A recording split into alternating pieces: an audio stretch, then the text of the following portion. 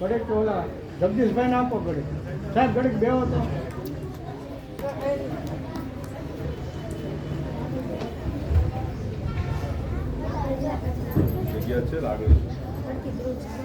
ટટ્ટા થઈ જાઓ પેલા બધા.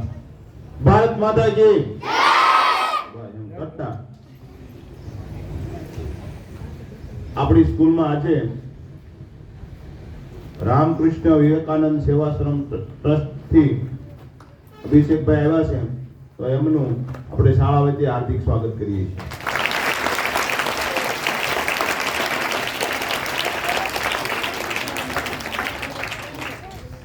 રામકૃષ્ણ જે મિશન છે, જે સેવા ટ્રસ્ટ છે, એની બહુ વિદ્યાર્થીઓ માટે અને ઘણી બધી સામાજિક પ્રવૃત્તિઓ હોય છે. આપણે જાણીએ છીએ ટૂંક જ સમયમાં જાન્યુઆરી મહિનામાં એટલે કે 12 જાન્યુઆરીએ સ્વામી વિવેકાનંદનો જન્મદિવસ આવે છે અને તે દિવસે આપણે રાષ્ટ્રીય યુવા દિવસ તરીકે ઉજવીએ છીએ. અને મારા જાણ્યા મુજબ જો રામકૃષ્ણ મિશનની જો સ્થાપના કરી તો સ્વામી વિવેકાનંદ, એમના ગુરુ હતા રામકૃષ્ણ પરમહંસ. અને અત્યારથી નહીં, ઘણા સમયથી અને હિન્દુ ધર્મ માટે, હિન્દુ ધર્મના જાગૃત માટે રામકૃષ્ણ પરમહંસ અને એમના શિષ્ય વિવેકાનંદ સ્વામીએ ખૂબ જ પ્રયત્નો કર્યા હતા. ત્યારે ધરતીકંપ આવ્યો ત્યારે પણ અમારા લીંબડી વિસ્તારમાં એ સાઈડ બહુ સ્કૂલોને એવું પડી ગયું હતું. એ લગભગ 8 થી 10 ગામમાં તાત્કાલિક સરસ મજાની સ્કૂલો બનાવી છે. આપણને આનંદિત થાય એવી એટલું બધું કામ છે. રામકૃષ્ણ મિશનનો અમારે ત્યાં લીંબડીમાં મોટામાં મોટો આશ્રમ છે ત્યાં. એટલે આવી પ્રવૃત્તિઓ મોટે પાયે તો પ્રવૃત્તિઓ કરતા જ હોય છે, પણ આજે તમારામાં કાંઈક છુપાયેલું હોય છે કે ખરેખર તમે ભવિષ્યના યુવાઓ છો અને તમારા માટે એક નવી નવી કંઈક પ્રવૃત્તિઓ લઈને આવે છે. તમારામાં કંઈક છુપાયેલું છે, ઘણી બધી શક્તિઓ છે. એ શક્તિઓને ખીલવા માટેનું કામ અહીંયા થઈ રહ્યું છે. ત્યારે ખૂબ આનંદ થાય. ફરીવાર એમને ખૂબ ખૂબ આવકારીએ અને આપ કામ.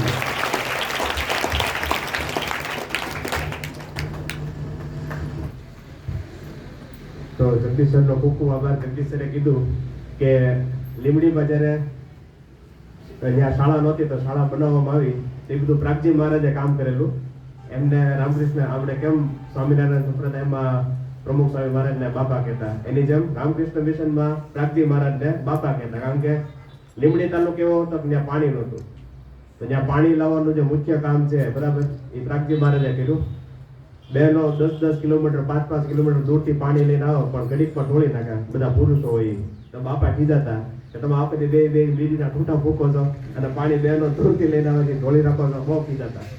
પછી 118 જેટલા તો ચેક ડેમો બનાવ્યા પ્રાગજી મહારાજે લીંબડી તાલુકામાં, બરાબર. એટલે અને ત્યાં તો 2016ની સાલમાં બહુ મોટું ભવ્ય મંદિર બનાવ્યું અને સ્વામી વિવેકાનંદ લીંબડીમાં રોકાયેલા. એટલે સરને તો અનુભવ છે, પણ આજે તમને પણ અનુભવ થશે. હું પોતે આ સંસ્થા સાથે જોડાયેલો છું. અમારા 10 વર્ષ પૂરા થયા. 26 તારીખે 11મું વર્ષ હવે ચાલુ થયું. 11 વર્ષમાં અમે 141 કાર્યક્રમ પૂરા કર્યા. આ 142મો કાર્યક્રમ છે. આવો કાર્યક્રમ શું કામ કરીએ છીએ બધી માહિતી આપીએ. તો કાર્યક્રમની શરૂઆત કરીએ. તો વિદ્યાર્થીઓ કેમ છો? મજામાં? હા કે ના? હા કે ના? તો સરને મેં ખાસ વિનંતી કરી હતી કે આપણે 5મા વાળા આવે ને તો ખૂબ સારું, કારણ કે જેટલી વધારે વિદ્યાર્થીઓ સુધી માહિતી પહોંચે એ કિંમતી છે.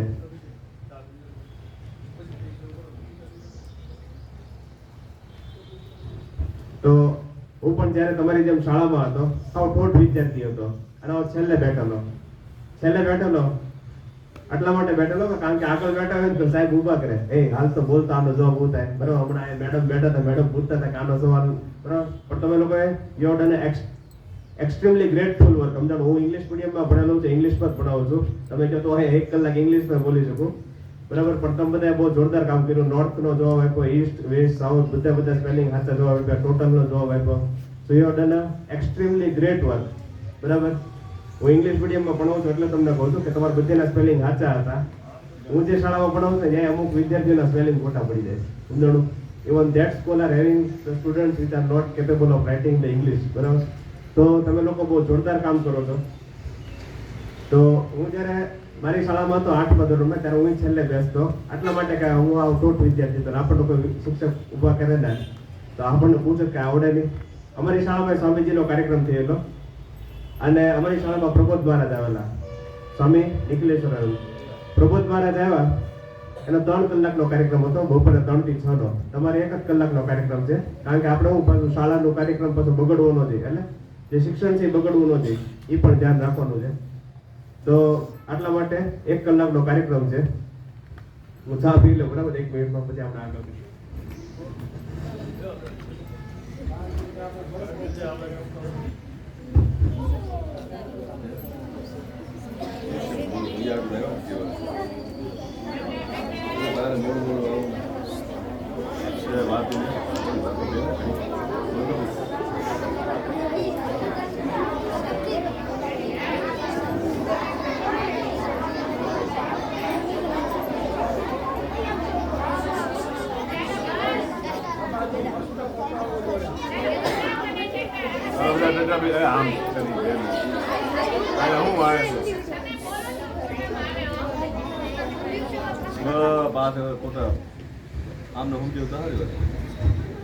તો કાર્યક્રમની શરૂઆત કરીએ. સ્વામીજી કહે છે કે 2 વિદ્યાર્થીઓ છે, 2 છોકરા કે 2 છોકરી છે. એક છોકરો કે છોકરી છે એના દુનિયાના બધા પુસ્તકો વાંચી નાખ્યા. શું કર્યું? દુનિયાના બધા પુસ્તકો વાંચી નાખ્યા. બીજો છોકરો કે છોકરી છે એને ખાલી 5 જ વસ્તુ વાંચી. કેટલી? 5 જ છે. તો સ્વામીજી પૂછે છે કે કોની પાસે વધારે બુદ્ધિ જ્ઞાન ને આવડત છે? જેને ખાલી 5 વસ્તુ વાંચેલી હશે એની પાસે વધારે બુદ્ધિ જ્ઞાન ને આવડત છે. તમને એવું થાય કે આવું આવડે કેવું? જેને બધા પુસ્તકો વાંચ્યા એની પાસે જ્ઞાન ન હોય. તો જ્ઞાન અને માહિતીમાં જમીન આસમાનનો ફેર છે. સ્વામીજી કહે છે કે ઘણીવાર આપણે પુસ્તક વાંચીએ એટલે આપણને એવું લાગે કે આપણે આપણા જ્ઞાનમાં વધારો થયો. જ્ઞાનમાં વધારો નથી થતો, પણ માહિતીમાં વધારો થાય છે. પુસ્તક જ્યારે તમે વાંચો છો, જે તમે પરીક્ષા આપો છો એ માહિતીની પરીક્ષા આપો છો, જ્ઞાનની પરીક્ષા નથી આપતા.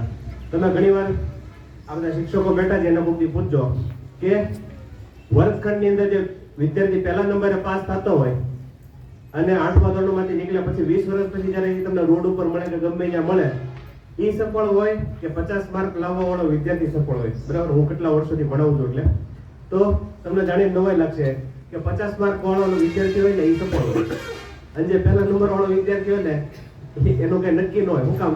કારણ કે અહીંયા જે તમે પરીક્ષા આપો છો વાંચીને, ગણિત, વિજ્ઞાન, સમાજ વિદ્યા, ગણિતમાં તો ન કહી શકો પણ કારણ કે એમાં તર્ક આવે એટલે, પણ બેનો ગણિતનો વિષય ગોખી નાખે, બરાબર, પણ હિન્દી છે, ગુજરાતી છે, તો તમે બધા વાંચો છો, યાદ રાખો છો ને અહીંયા પરીક્ષા લખો છો. તો એ બધી માહિતીની પરીક્ષા છે, જ્ઞાનની પરીક્ષા નથી. જ્ઞાન કઈ રીતે મળે? તો જ્ઞાન જ્યારે તમે રસ્તા ઉપર ચાલો ત્યારે તમને મળે. અત્યારે માની લો કે પ્રાર્થના ચાલુ હતી, 5મા વાળા આવ્યા, સરપંચ સાથે હતા, તો એ લોકો આવ્યા અને બેઠા. તો એ લોકો કયા રસ્તેથી આવ્યા, બરાબર, અને સાથે સરપંચ હતા, કારણ કે વાહનો હાલતા હોય, બરાબર, કોઈ એક્સિડન્ટ ન થાય. પણ કયા રસ્તેથી આવું એ ખબર કઈ રીતે હોય? કારણ કે એ રસ્તા ઉપર આપણે કેટલી બધી વાર ચાલેલા હોય. હા કે ના? તમે જયારે પહેલા બીજા ધોરણમાં હતા ત્યારે તમારા મમ્મી પપ્પા તમને શાળાએ મૂકવા આવતા કે મારો દીકરો કે દીકરી છે ગુમ ન થઈ જાય. પણ 3જા 4થા ધોરણમાં આવો, તમારા ભાઈબંધ પણ આવતા તો તમે તમારા મમ્મી પપ્પા નું કહો કે હું મારા ભાઈબંધ કે બેનપણી સાથે આવીશ, એવું કહો કે નહીં? પછી જેમ જેમ તમે મોટા થતા હતા ત્યારે તમે એકલા આવવા માંડો, કારણ કે એ રસ્તોની તમને પાકે માહિતી છે કે હું ઘરેથી નીકળું ત્યારે જમણી બાજુ વળવાનું, ડાબી બાજુ વળવાનું, આ બાજુ ઝાડવું છે, આ બાજુ દુકાન છે. હા કે ના? હા કે ના? તો પુસ્તક વાંચવાથી માહિતી મળે, જે રસ્તા ઉપર ચાલો એનાથી હું તમને મળે? જ્ઞાન મળે. એટલે જેને ખાલી 5 જ વસ્તુ વાંચેલી છે, પોતાના જીવનમાં ઉતારવાની કોશિશ કરેલી છે અને એની ઉપર ચાલવાની કોશિશ કરી છે, એને શું મળશે? જ્ઞાન મળશે, માહિતી મળશે અને સામર્થ્ય મળશે, બરાબર. તો આપણે આજે કેટલી વસ્તુ શીખશું? 5. કેટલી વસ્તુ શીખશું? પહેલી વસ્તુ છે આત્મશ્રદ્ધા. શું છે? આત્મશ્રદ્ધા. આત્મશ્રદ્ધા એટલે શું થાય? તો આત્મશ્રદ્ધા એટલે પોતાની જાતનો વિશ્વાસ. શું થાય? પોતાની જાતનો વિશ્વાસ. તો એક વાર્તા કહું. આ શબ્દ સાહિત્ય અઘરો છે, તમે સાહિત્ય કાર્યક્રમ પૂરો થશે એટલે ભૂલી જશો, મોટા ભાગની વસ્તુ ભૂલાઈ પણ જશે, પણ ખાલી કાન ખુલ્લા રાખજો. મેં તમને કીધું કે હું કોટ વિદ્યાર્થી હતો, હું છેલ્લે બેઠો હતો, અમારી શાળામાં 700 વિદ્યાર્થી હતા. મેં ખાલી કાન ખુલ્લા રાખ્યા, હું કઈ વાત નહોતો કરતો, હું ખાલી જોતો હતો કે ભાઈ હું કરે. હું એટલો ઠોઠ હતો કે મને એ ખબર ન પડી કે કાર્યક્રમમાં હું હાલે, તો મને આટલી ખબર પડી 3 કલાકમાં કે એ ભાઈ જે બોલે છે એમાં કાંક છે. સાચું છે ખોટું છે એ નહોતી ખબર, પણ 9 વર્ષ પછી જયારે હું એન્જિનિયરિંગમાં આવ્યો, હું પોતે એન્જિનિયર છું, બરાબર, તો એન્જિનિયરિંગમાં આવ્યો તો 8 વાર નાપાસ થયો. કેટલી વાર? 8 વાર. પહેલા 6 મહિના નાપાસ, બીજા 6 મહિના નાપાસ, ત્રીજા 6 મહિના નાપાસ, ગણિતમાં 8 વાર નાપાસ. નાપાસના જ પરિણામ. 4 વર્ષ ભણવાનું હોય, 48 વિષય હોય, 2.5 વર્ષ નાપાસ થયો. પછી મારી આમાં 2 જ રસ્તા હતા, કાં તો ભણવાનું છોડી દઉં, કાં 1.5 વર્ષમાં પૂરું કરું. એ દિવસે મને યાદ આવ્યું કે મારી શાળામાં જ્યારે હું 8મા ધોરણમાં હતો ત્યારે મેં સ્વામીજીનો કાર્યક્રમ થયેલો, ત્યારે મેં ઘણા બધા 1000 રૂપિયાથી વધારે પુસ્તકો લીધેલા એ સમયે. એ દિવસે મેં પેટી ખોલીને સ્વામીજીનું પુસ્તક બહાર કાઢ્યું, આખી રાત વાંચ્યું અને મને ખબર પડી ગઈ કે જે સ્વામીજી કહેવા માંગે છે એ બહુ કિંમતી વસ્તુ છે. મેં એ રસ્તા ઉપર ચાલવાની કોશિશ કરી. ખાલી 5 જ વર્ષમાં, ખાલી 1.5 વર્ષમાં તો મેં એન્જિનિયરિંગ પૂરું કર્યું. 48 વિષય 1.5 વર્ષમાં પાસ કરી નાખ્યા. ડિસ્ટિંક્શનમાં ખાલી 6 માર્ક હતા. પછી હું જીવનમાં કદી નાપાસ નથી થયો. સ્વામીજીએ શીખવાડ્યું કે 3 કલાક વાંચીને કઈ રીતે પરીક્ષા પાસ કરાય. ખાલી એટલું જ નહીં, 2009 સુધી હું જે નાપાસ હતો, 2014માં ગુજરાત ટોપર, આખા ગુજરાતમાં મારો નંબર આવ્યો. પછી મને ખબર પડી, મારા જેટલા ભાઈબંધ હતા એને કીધું કે આ જે માહિતી છે સ્વામી વિવેકાનંદની, એ ગામડે ગામડે બધા વિદ્યાર્થીઓને પહોંચાડી દીધી. જે વિદ્યાર્થીઓને ભણવામાં તકલીફ પડતી હોય, બરાબર, આમ તો તમે બધા હોશિયાર જ છો, હું પાછળ ઊભો જોતો હતો કે સ્પેલિંગના હાથે જવાબ આપો છો, પણ મારી કરતા તો હોશિયાર જ છો. જો આજે તમને સ્વામીજીની માહિતી મળી જાય તો કયા રસ્તે ચાલવું હોય તમને ખબર પડે, બરાબર. તો મેં જે ભૂલ કરી, 9 વર્ષ સુધી પુસ્તક એમ નામ પડ્યું હતું, 9 વર્ષ પછી માં પુસ્તક વાંચ્યું, એવી ભૂલ તમે નહીં કરતા. આજે કાર્યક્રમ તો આજે જ પુસ્તક વાંચો, જેટલી વાર વાંચી શકો એટલી વાર, જેથી કરીને તમને જીવનમાં શક્તિ મળે તો કયા રસ્તે ચાલવું એ ખબર પડે. તો જો હું સફળ થઈ શકતો, હું 8 વાર નાપાસ થયેલો, જો હું ગુજરાતમાં રેન્ક લાવી શકતો તો તમે તો ભારતમાં રેન્ક લાવી શકો, બીજા દેશમાં પણ જઈ શકો. ઓલ ડોર્સ આર ઓપન, બધા રસ્તા ખુલ્લા છે. તો આ કાર્યક્રમ એની માટે જ છે. તો આત્મશ્રદ્ધા, પોતાની જાત ઉપર વિશ્વાસ. એક છોકરી હતી, બરાબર, એક વાર્તા કહું એટલે તમને આખું ખબર પડશે કે આત્મશ્રદ્ધા એટલે શું. કારણ કે શબ્દ અઘરો છે, સાહિત્ય કાર્યક્રમ પૂરો થાય એટલે તમે ભૂલી જશો. તો આત્મશ્રદ્ધાની એક વાર્તા કહું, તમને આખી જિંદગી યાદ રહેશે. સત્ય ઘટના છે. ભારત દેશમાં છે 1950ની સાલમાં, બરાબર, આજથી 73 વર્ષ પહેલા એક દીકરીનો જન્મ થયો 19 ઓગસ્ટ 1950ના દિવસે. અને શીગાંવ નામની જગ્યા ભાવનગરમાં, શિહોર જે તાલુકો છે, બરાબર, એની અંદર જેવી રીતે ગાંગળી ગામ છે, એની જેમ જે શીગાંવ નામની જગ્યા છે મૈસૂર જિલ્લામાં, કર્ણાટક રાજ્યમાં, આપણે કેમ ગુજરાત રાજ્ય છે એની જેમ કર્ણાટક રાજ્ય છે, એમાં શીગાંવ નામની જગ્યા છે, ત્યાં એક દીકરીનો જન્મ થયો. પહેલેથી જ તે ભણવામાં હોશિયાર, 1 થી 10 ધોરણ એને કન્નડ ભાષામાં શિક્ષણ મેળવ્યું. તમે બધા ગુજરાતી ભાષામાં શિક્ષણ મેળવો છો, એને કન્નડ ભાષામાં શિક્ષણ મેળવ્યું એટલે એને ખબર પડી કે કન્નડ ભાષા બહુ મહાન છે. એને સૌથી પહેલો પ્રેમ જિંદગીમાં જો કોઈ સાથે જોવો હોય તે કન્નડ ભાષા પ્રત્યે. અને પછી એને 11-12 ધોરણ અંગ્રેજી ભાષામાં પૂરું કર્યું. 12મું ધોરણ પૂરું થયું એટલે કોલેજમાં જવાનો સમય આવ્યો. 1968નું વર્ષ હતું. એના પપ્પાએ પૂછ્યું કે તારે શું કરવું છે? તો એને કીધું કે મારે એન્જિનિયર બનવું છે, બરાબર. હું એન્જિનિયર છું. ઇવેને કીધું કે મારે એન્જિનિયર બનવું છે. 1968ની વાત છે. એના પપ્પા એની મજાક ઉડાડી, શું મસ્તી કરો છો? ત્યાં બધા છોકરા દેશે, છોકરીઓ કોઈ નહીં હોય. તું ડોક્ટર બની જા, નર્સ બની જા, ગમે બની જા, પણ તું એન્જિનિયર બનવાની વાત ન કર. એના પપ્પાએ જોયું કે આ છોકરી નહીં મારે, જો બહુ હોશિયાર હોય ને કોઈનું ન હોય, સમજણ. પછી એના પપ્પાએ એવું કીધું, એના કાકા, મામા, ભૂલ પીવા બધાને કીધું કે આ છોકરીને સમજાવો કે ત્યાં બધા છોકરા દેશે, કોઈ છોકરી નહીં હોય, એને બેનપણી નહીં મળે. એ કે આને એન્જિનિયર બનવું છે, બધે સમજાવ ઉપર કોઈ ન સમજે, બરાબર. પછી એના પપ્પાએ કંટાળીને ફોર્મ ભર્યું. હોશિયાર તો હતી જ તે, પહેલા ધડાકે તે એડમિશન મળી ગયું. પહેલા દિવસે જ્યારે એડમિશન મળી ગયું એટલે પ્રિન્સિપલને મળવા ગયા. આચાર્ય સાહેબ તમારે છે ને, હરદીપસિંહ ચૌહાણ, બરાબર, એની જેમ આચાર્યને મળવા ગયા. આચાર્યને મળવા ગયા એટલે કીધું કે કાંઈ વાંધો નહીં, અમે તમારી દીકરીનું ધ્યાન રાખશું. એના પિતાએ હાથ જોડીને કીધું કે મારી એક ને એક દીકરી છે, તમે ધ્યાન રાખજો. તો પ્રિન્સિપલે કીધું કાંઈ વાંધો નહીં, અમારી રીતે મહેનત કરશું, બરાબર, મદદ કરશું જે કંઈ. અને પ્રિન્સિપલે કીધું કે અમે એક રૂમ આપશું. અને પહેલો દિવસ હતો જ્યારે એ છોકરીએ પગ મૂક્યો તો એ જ્યારે રૂમમાં ગયો તો રૂમ તો કાંઈ સાફ નહોતો કર્યો, ખાવણી નહોતી કાઢી, પોતું નહોતું કર્યું. પછી ઓલો પથ્થાવાળા આવ્યો ડોલ લઈને પોતું મારવા. તે બેને ભાઈ પોતે જ ડોલ લઈને પોતું મારી વળ્યું. જેવી છોકરી વર્ગખંડમાં ગઈ એટલે બધા છોકરા હુડિયો બોલાવવા પડ્યા. ઓ આ છોકરી વળી નવી નવાઈની કોણ છે, હાલ તો નીકળાય હતી, સમજણું કેટલાય તો કાગળીના ડૂચા ગા કર્યા, કોકે દુપટ્ટો ખેંચ્યો ને કોકે ગાળો દીધી ને એવું બધું કર્યું. અને જ્યારે છોકરી બેસવા ગઈ ને તો બેન્ચ ઉપર પાણી ઢોળી દીધું. આવું એક દિવસ નહીં, એક દી, 2 દી, 3 દી, 4 દી, એ છોકરી એક શબ્દ ન બોલે.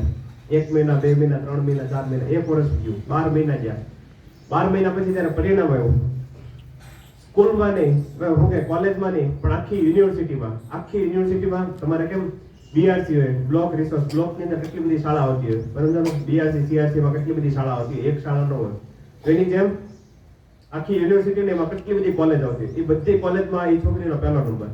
જ્યારે એ છોકરીએ પગ મૂક્યો કોલેજની અંદર ત્યારે બધા છોકરા એને સલામ કરી કે અમે તને કેટલી બધી હેરાન કરી, બરાબર, કેટલી બધી ઠેકડી ઉડાડી, મશ્કરી કરી, મજાક કરી, તો પણ તું કોઈ દિવસ હિંમત ન હારી. આજે હિંમત ન હારવી એને શું કહેવાય? આત્મશ્રદ્ધા કહેવાય. શું કહેવાય?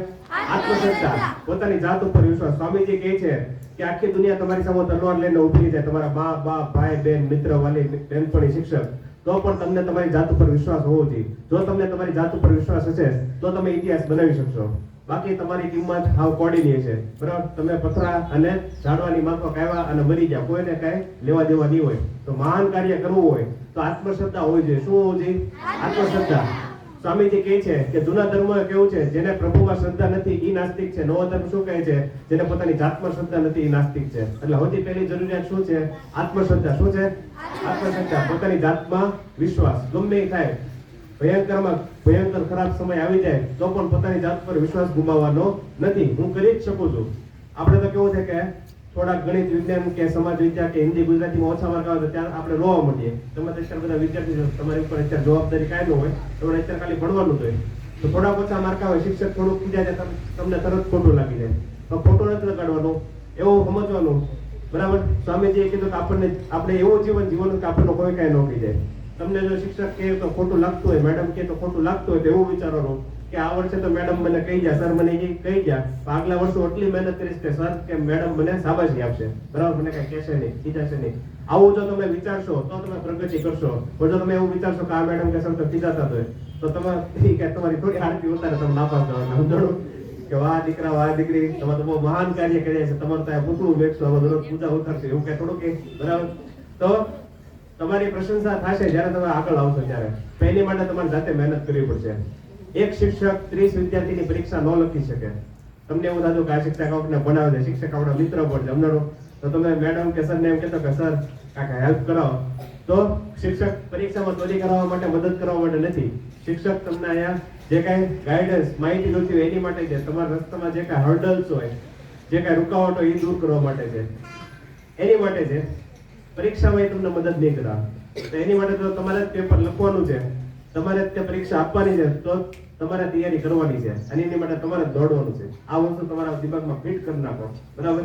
ચોખ્ખી માહિતી છે, આમાં કઈ ભેળસેળ નથી. 100 વાતની એક વાત કે તમારે પરીક્ષા આપવાની છે તો આપણે દોડવું પડશે, બીજા કોઈ દોડવાનું નથી, સમજાણું. ભૂખ લાગે તો આપણે જ રોટલી ખાવી પડે, બરાબર. ભાઈબંધ કે બેનપણી રોટલી ખવડાવી તો આપણું પેટ ભરાય નહીં. તેની જેમ પરીક્ષા જો આપણે આપવાની તો આપણે દોડવું પડશે, સમજાણું. આ પહેલી માહિતી. તો આત્મશ્રદ્ધા. આજે છોકરી હતી ખાલી ન્યાજ નો અટકી, એને માસ્ટર ડિગ્રી પૂરું કર્યું. માસ્ટર ડિગ્રી IISc બેંગ્લોર માંથી પૂરું કર્યું. આપણી પાસે સમયનો અભાવ છે, નકર તો IISc બેંગ્લોર ની આખી વાત કરત, બરાબર. IISc બેંગ્લોર ની સ્થાપના છે, એમાં પણ સ્વામીજીનો ખૂબ મોટો ફાળો છે. ભારત દેશની ટોપ 100 ઇન્સ્ટિટ્યૂટ્સ, એજ્યુકેશન ઇન્સ્ટિટ્યૂટ્સ છે, એમાં IISc બેંગ્લોર નું ફર્સ્ટ નંબર આવે છે, બરાબર. Indian institute of sciences Bangalore. જીવનમાં લોકોથી પૈસા આવે, બરાબર, ઊંચી પોઝિશન ઉપર પહોંચો તો ત્યાં જજો કોક દિવસ.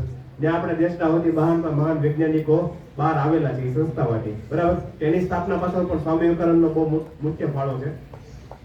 આજે છોકરી હતી, એને જ્યાં IISc બેંગ્લોરમાંથી કોમ્પ્યુટર સાયન્સ કર્યું 1970 ની સાલમાં. આજે તો તમારી ગામડાની શાળામાં પણ સ્માર્ટ બોર્ડ છે, કોમ્પ્યુટર છે, પણ આ સમયે આજથી 53 વર્ષ પહેલાની વાત છે, જ્યારે કોમ્પ્યુટર શું કહેવાય કોઈને ખબર જ નહોતી. ત્યારે એ છોકરીએ કેમાં એડમિશન લીધેલું? કોમ્પ્યુટર સાયન્સમાં. કોમ્પ્યુટર સાયન્સમાં એડમિશન લીધા પછી ત્યાંથી સારા નંબરે પાસ થયા અને એના લગ્ન થયા. લગ્ન થયા એક દિવસ એનો પતિ એની પાસે આવે છે અને કહે છે કે મારે મેં નોકરી મેકી દીધી. આજની વખત છોકરી હોય તો આ તો ગાંડો છે, હવે પૈસા વગર આપણે એવું કરશું, હાલો ભાગો, સમજાણું. પણ એ છોકરી કઈ એવી નહોતી, એને કીધું કાંઈ વાંધો નહીં, આપણી થાળીમાં એક રોટલી હશે ને તો આપણે શાંતિથી જમશું, બરાબર, કાંઈ ટેન્શન નહીં. પછી એનો પતિ કહે કે મારો એક વિચાર છે કે મારે એક કંપની ખોલવી છે, બરાબર. તો એને કીધું કાંઈ વાંધો નહીં, તો કે પૈસાની વ્યવસ્થા ક્યાંથી કરશું? તેનો પતિ હોય ને કે આપણે લોન લેશું. ત્યારે એ છોકરી એવું કહે કે લોન લેવાની કાંઈ જરૂર નથી. છોકરીઓનો કેવો સ્વભાવ હોય, એક રૂપિયો બચાવીને રાખે. તો આજે છોકરી હતી, એને નાનપણથી 10,250 રૂપિયા બચાવેલા, એમાંથી 10,000 રૂપિયા પોતાના પતિને આપ્યા. એમાંથી જે કંપનીની શરૂઆત થઈ, આજે દુનિયાના 70 દેશોમાં કામ કરે છે. 3,80,000 થી વધારે માણસો એ કંપનીમાં કામ કરે છે. કેટલા? 3,80,000 થી વધારે માણસો કામ કરે છે કંપનીમાં. આપણે તો 10 માણસોને કામે રાખવો હોય તો એ વિચારવું પડે, તો એની અંદર આટલા બધા લાખો માણસો કામ કરે છે. ખાલી આ દેશમાં નહીં, બીજા દેશમાં, ભારત દેશની અંદર 2.5 લાખથી વધારે માણસો કામ કરે છે. બીજા દેશમાં 1 લાખથી વધારે માણસો કામ કરે છે. તો આ બધું શક્ય કેને કારણે થયું? આત્મશ્રદ્ધા. કેને કારણે? આત્મશ્રદ્ધા. એ જે બેન હતા એને પોતાની જાત ઉપર વિશ્વાસ હતો. ખાલી આ બેન જાત નો અટકી જાય. 1996 ની અંદર એ બેને એક સંસ્થાની સ્થાપના કરી, ઇન્ફોસિસ ફાઉન્ડેશન. આ બેનનું નામ છે સુધા મૂર્તિ. તો ઇન્ફોસિસ ફાઉન્ડેશનની સ્થાપના 1996 માં થઈ અને છેલ્લા 27 વર્ષોની અંદર ભારત દેશની અંદર ભૂકંપ હોય, પૂર હોય, શાળા પડી ગઈ હોય, બહેનો માટે ટોયલેટની સુવિધા ન હોય, પીવાના પાણીની સુવિધા ન હોય, પુસ્તકાલય હોય, તો આ બધેમાં એ મદદ કરે છે, બરાબર. ભૂકંપ આવી ગયો તો જ્યાં ટેન્ટની સુવિધા કરી દે, ગરમ કપડાં છે તો એ આપે, તો આ બેને ભારત દેશની અંદર જે 16 મોટી આપત્તિ આવેલી છે એની અંદર મદદ કરેલી છે. ભારત સરકારે એ બેનને 2006 ની સાલમાં પદ્મશ્રીનો એવોર્ડ આપ્યો. કેનો એવોર્ડ આપ્યો? પદ્મશ્રી. આપણા દેશમાં 4 સૌથી મોટા એવોર્ડ છે. માની લો કે તમે બધા ખોખો કબડ્ડી રમવા જાઓ, બરાબર, તો તમને એવોર્ડ આપે કે નહીં? પહેલો બીજો નંબર આવ્યો તો તમને મેડલ આપે. એની જેમ જો આખા ભારત દેશમાં તમે સારામાં સારું કાર્ય કરો તો ભારત સરકારે તમને એવોર્ડ આપે. ચોથો સૌથી મોટો એવોર્ડ છે પદ્મશ્રી, બરાબર, જનરલ નોલેજનો ક્વેશ્ચન છે. ત્રીજો સૌથી મોટો એવોર્ડ છે પદ્મભૂષણ, બીજો સૌથી મોટો એવોર્ડ છે પદ્મ વિભૂષણ અને છેલ્લે છે ભારત રત્ન. સચિન તેંડુલકર નામ સાંભળેલું? એને ભારત રત્ન મળેલો, બરાબર, એમ યાદ રાખો, બધાને ક્રિકેટ યાદ હોય એટલે સચિન તેંડુલકરને ભારત રત્ન મળેલો. તો ભારત રત્ન છે સૌથી ઊંચામાં ઊંચું સન્માન છે. એમાં ચોથું જે સૌથી ઊંચામાં ઊંચું સન્માન છે પદ્મશ્રી. પદ્મશ્રી એવોર્ડ એ બેનને 2006 ની સાલમાં મળેલો. આ 2023, હવે તો 2-3 દિવસ જ બાકી છે. આજે 28 તારીખથી 3 દિવસ પછી આ વર્ષ પૂરું થાય છે. તો 2023 ની સાલમાં જાન્યુઆરી ફેબ્રુઆરી મહિનામાં ભારત સરકારે એને પદ્મભૂષણનો એવોર્ડ આપ્યો. હવે પદ્મ વિભૂષણને છેલ્લે ભારત રત્ન મળશે. તો તમે વિચાર કરો કે એ બેન ખાલી ત્યાં નો અટકી જાય, પણ એ આખા ભારત દેશ માટે કામ કર્યું. કર્ણાટક રાજ્યની અંદર 60,000 પુસ્તકાલયો ખોલ્યા. કેટલા? 60,000 કન્નડ ભાષામાં. મેં તમને કીધું કે 1 થી 10 ધોરણની છોકરી કન્નડ ભાષામાં ભણી હતી. એને સૌથી પહેલો પ્રેમ કન્નડ ભાષા પ્રત્યે થયો એટલે એને 60,000 પુસ્તકાલયો ખોલ્યા. અમુક પુસ્તકાલયો તો એવા છે કે જ્યાં ખાલી બહેનો જ જઈ શકે, ભાઈઓ ન જઈ શકે, કારણ કે બહેનોને સાંજે ઘરની બહાર નીકળવું ને એવા બધા પ્રશ્નો હોય. તો એ સુધા મૂર્તિએ એવું વિચાર્યું કે આપણે બહેનો માટે જ તે પુસ્તકાલય ખોલે, જ્યાં બહેનો હોય, બહેનો ચોકીદાર હોય, બહેનો તે લાઇબ્રેરિયન હોય, બહેનોની સિક્યુરિટી A to Z બધું બહેનો માટે જ છે, ભાઈઓ માટે કોઈ નહીં. તો ખાલી એટલું જ નહીં, પણ એ બેનને મેં તમને કીધું કે કન્નડ ભાષા પ્રત્યે પ્રેમ છે એટલે એના 30 જેટલા પુસ્તકો લખ્યા, બરાબર. એમાંથી 16 જેટલા પુસ્તકો તો મેં પોતે વાંચેલા છે. અને એ જે 30 જેટલા પુસ્તકો છે ભારતની મોટાભાગની ભાષાઓમાં 30 જેટલી ભાષાઓ છે એમાં છપાયેલા છે અને બધા બેસ્ટ સેલર છે. ભારતના 200 થી વધારે ન્યૂઝપેપર છે, એમાં કટાર લેખક છે. સ્વરાજ સમાચાર હોય, દિવ્ય ભાસ્કર હોય, સંદેશ હોય, બરાબર, ફૂલછાપ હોય, ટાઈમ્સ ઓફ ઇન્ડિયા છે, ઇન્ડિયન એક્સપ્રેસ છે, આપણે ઇંગ્લિશ નામ છે, બરાબર, times of India, Indian express, the Hindu, Hindustan times, આ બધા અંગ્રેજી છાપા નામ છે. તો આની અંદર પણ એ બેન લખે છે. તો ખાલી અટકવાનું નથી, સમજાણું? સુધા મૂર્તિના જીવનમાં એક વસ્તુ સમજવા જેવી છે. જ્યારે એને સૌથી પહેલી નોકરી મળી ટેલ્કોની અંદર, બરાબર. ટેલ્કોનું નવું નામ છે ટાટા મોટર્સ. ઘણા બધા તમે બધા ગાડી જોતા હશો તો એમાંથી અમુક ગાડી ટાટા મોટર્સની હોય. તેનું જૂનું નામ ટેલ્કો છે, બરાબર. ટેલ્કોની અંદર જ્યારે સુધા મૂર્તિને પહેલી વાર નોકરી મળી, તમે વિચારજો, આત્મશ્રદ્ધા હોય તો તમે કેવું કરી શકો?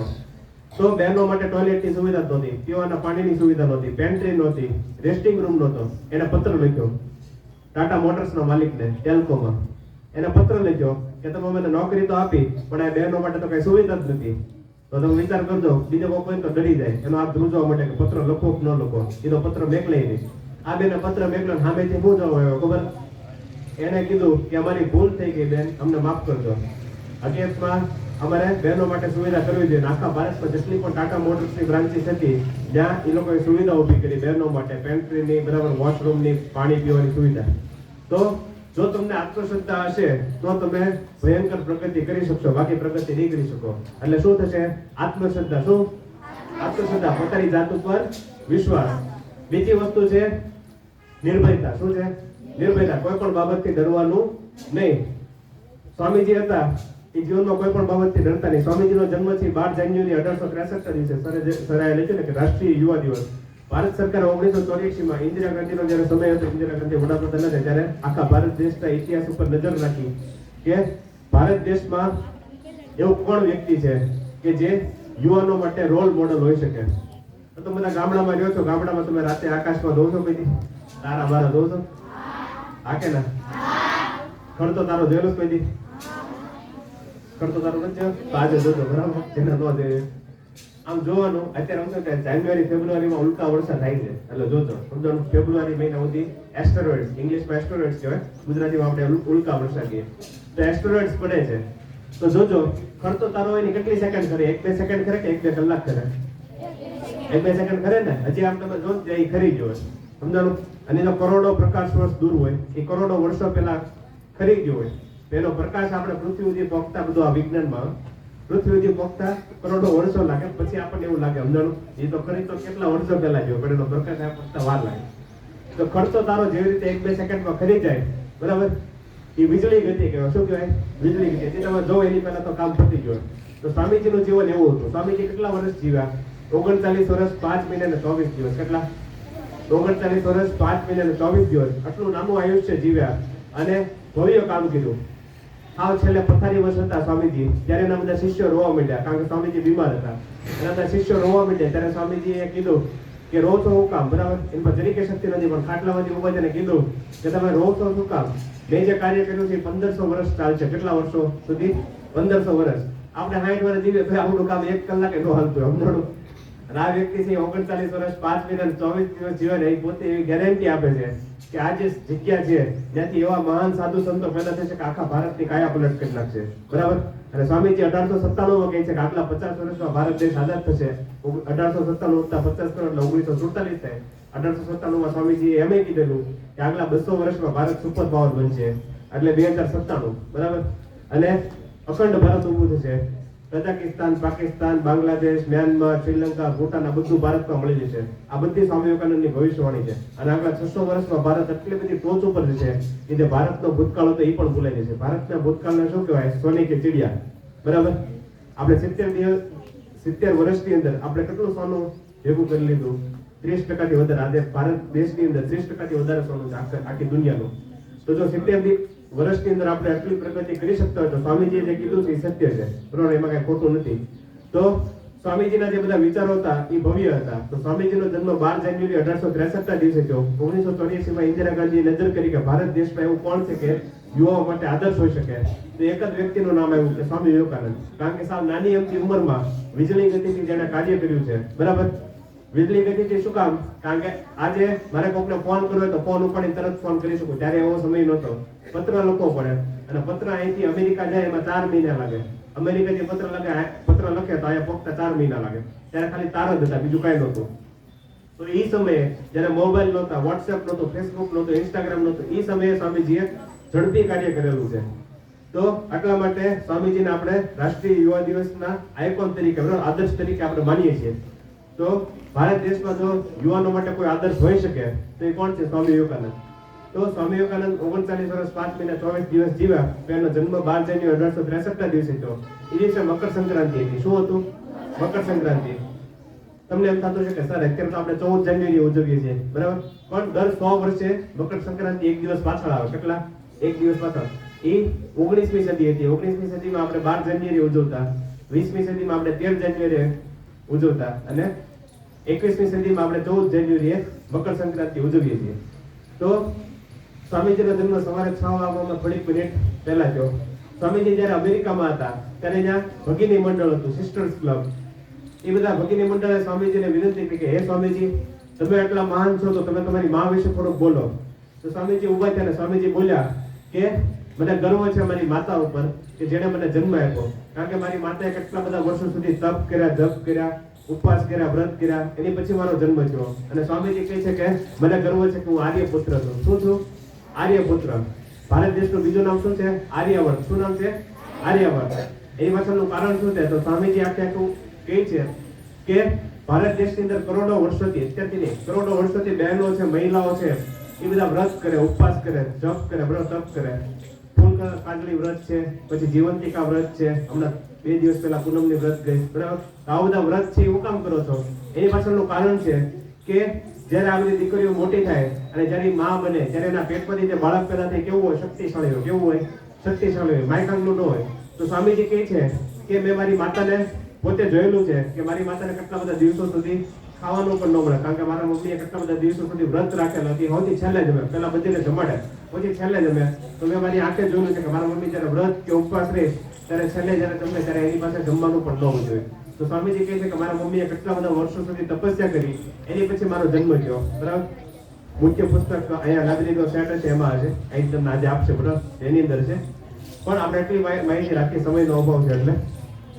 તો સ્વામીજી કહે છે કે ગર્વ છે મને મારી મા ઉપર કે હું આર્યપુત્ર છું. અને સ્વામીજી કહે છે કે ભારત દેશની અંદર જે કોઈ પણ બાળક હોય એને આપણે આર્યપુત્ર કહીએ, કોઈ પણ દીકરી હોય એને આર્યપુત્રી કહીએ. એની પાછળનું કારણ શું છે?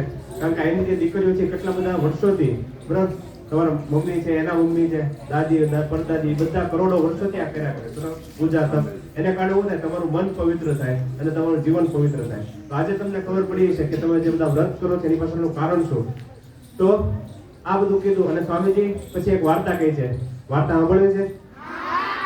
તો સ્વામીજીએ કીધું કે અરો સિંહો તમે ઘેટા છો એવા ભ્રમને ખંખેરી નાખો. સ્વામીજી એવું કીધું તો પાછળથી એક બેન ઉભા થયા, બરાબર? અહીંયાની 125 વર્ષ પહેલા જ્યાં શિકાગોની વિશ્વધર્મ પરિષદમાં પાછળથી એક બેન ઉભા થયા અને એણે કીધું કે તમને એવું નથી લાગતું સ્વામીજી તમે ખોટું બોલો છો, તમે બધાને ભ્રમાવો છો? સ્વામીજી કહે છે કે હું કોઈને બ્રહ્મ નથી લાગતો, પણ હું તો જે સત્ય છે એ કહું છું. અને સ્વામીજી પછી એક વાર્તા કીધી. વાર્તા સાંભળીશ ને?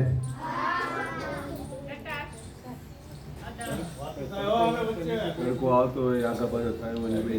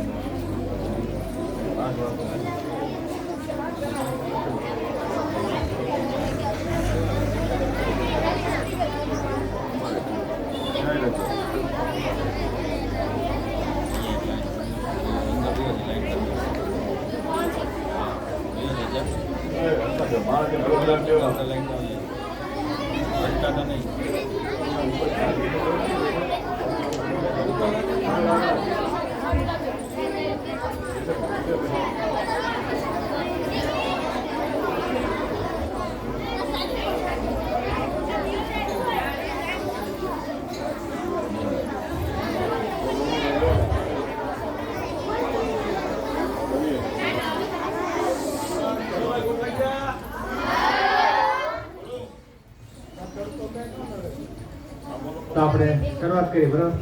તો સ્વામીજીએ કીધું હું તમને એક વાર્તા કહું. તમારે સાંભળ્યું છે વાર્તા? સ્વામીજીએ કીધું કે એક સિંહણ હતી.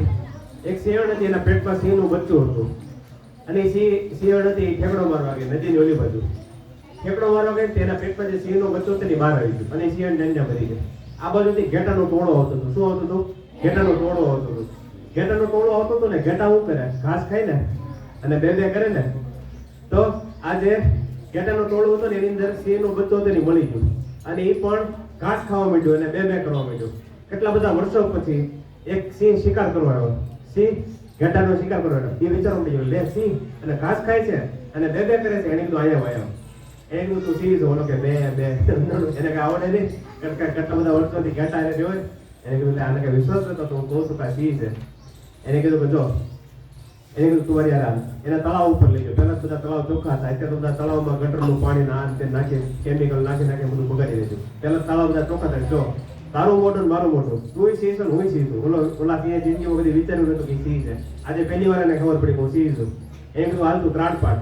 એને ત્રાટ પાડવાનું કીધું. પહેલી વાર, બીજી વાર, ત્રીજી વાર, ચોથી વાર, પાંચમી વાર, છઠ્ઠી વાર, 7 વાર એને ત્રાટ પડી. પછી એને ત્રાટ પડી. પછી એને ખબર પડી કે હું તો સિંહ છું. તો સ્વામીજી કહે છે કે તમે બધા પણ સિંહ છો, પણ તમે બધા ઘેટા સમજી લીધું છે. સમજાણું? સ્વામીજી અમેરિકામાં ગયા, યુરોપમાં ગયા અને ભારતમાં આવ્યા. અમેરિકા અને યુરોપ ગયા તો 5 છોકરાને બોલાવ્યા, 5 બહેનોને ભાઈઓને બોલાવ્યા અને પૂછ્યું કે કેન યુ ડુ ધીસ? શું તમે આ કામ કરી શકશો? તો બધા છોકરા છોકરી આંખમાં આંખ નાખી, તમારે કેટલા નાના નાના બધી આંખમાં આંખ નાખીને જવાબ કે yes we can do this, અમે આ કામ કરી શકશું. સ્વામીજી ભારતમાં આવ્યા. બહેનો માટે તો શાળા જ નહોતી, દીકરીઓ માટે શાળા જ નહોતી. ખાલી મહારાષ્ટ્રમાં 4-5 જગ્યાએ હતી ત્યાં સાવિત્રીબાઈ ફૂલે શાળા ચાલુ કરેલી. અને ભાઈઓ માટે શાળા હતી. 5 છોકરાઓને બોલાવ્યા અને પૂછ્યું કે કેન યુ ડુ ધીસ? શું તમે આ કામ કરી શકશો? તો બધા નીચે જ પહોંચ્યા. તો સ્વામીજી કહે છે કે આપણે શું ગુમાવી દીધું છે? આત્મશ્રદ્ધા ગુમાવી દીધી. શું ગુમાવી દીધું? આત્મશ્રદ્ધા. 1000 વર્ષ ગુલામ રહ્યા ને એને કારણે આપણને આપણી જાત ઉપર વિશ્વાસ રહ્યો નથી. તો આ આત્મશ્રદ્ધા આવે ત્યાંથી તો નિર્ભય બનવાથી. કેનાથી આવે? નિર્ભય. તમે આખી જિંદગી ડર કર્યા કરો ને એનાથી કઈ વળે નહીં. તો સ્વામીજી કહે છે કે તમે બધા કેવા છો? સિંહના સંતાનો છો, સિંહ છો, બરાબર? તમે બધા ઘેટા બકરા નથી. જો તમે સિંહ છો તો ત્રાડ પુકાડો, બરાબર? એટલે ભાઈ દાદાગીરી નહીં કે પછી કાલે હાલ ઊંધો નહીં, દાદાગીરી નહીં, ઊંધો પણ નિર્ભય એટલે કે શક્તિશાળી બનો. શક્તિશાળી વ્યક્તિઓની કોઈને ડરાવે નહીં, ધમકાવે નહીં. પણ જો કોઈ નબળો વ્યક્તિ હોય તો એને આગળ લાવે. આ શક્તિશાળી માણસની નિશાની છે, બરાબર? તો જ્યારે જ્યાં પણ તમને એવું લાગે કે આ માણસ દબાવે છે, દાદાગીરી કરે છે, આ નબળો વ્યક્તિ છે, એ ડરપોક છે, એને 2 લાફા મારો તે ભાગી જાય.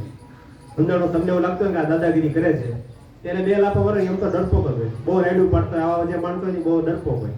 પણ જે જરીકે રાયડું ન પાડતા હોય, એકદમ શાંતિથી વાત કરતા હોય અને કોઈને દબાવવાની કોશિશ ન કરતા હોય, એ સૌથી શક્તિશાળી માણસો. તો સ્વામીજીએ કીધું કે શક્તિશાળી બનો. કેવો બનો? શક્તિશાળી, નિર્ભય. પોદલો જોયેલો છે? પોદલો પગ પડે ન થાય, બગડે ને? હાકે ને? લાફો મારો ન થાય, હાથ બગડે? આ લોકોનો થાંભલો છે ત્યાં લાફો મારો ન થાય. વાગે લોખંડનો તાંબલો કેવો છે? કેવો છે? તો આપણે કેવો બનવાનું છે? સ્વામીજી કહે છે કે આપણને શેની જરૂર છે? લોખંડી માંસપેશીઓ અને પોલાદી જ્ઞાન તંતુની. શેની જરૂર છે? લોખંડી માંસપેશીઓ અને પોલાદી જ્ઞાન તંતુની. અને કેનાથી મળે?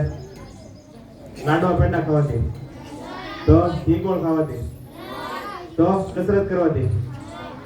હા કે ના? તો કસરત કરવાની છે. શું કરવાનું છે? બરાબર. શિક્ષક કહે કે દોડો તો દોડવાનું.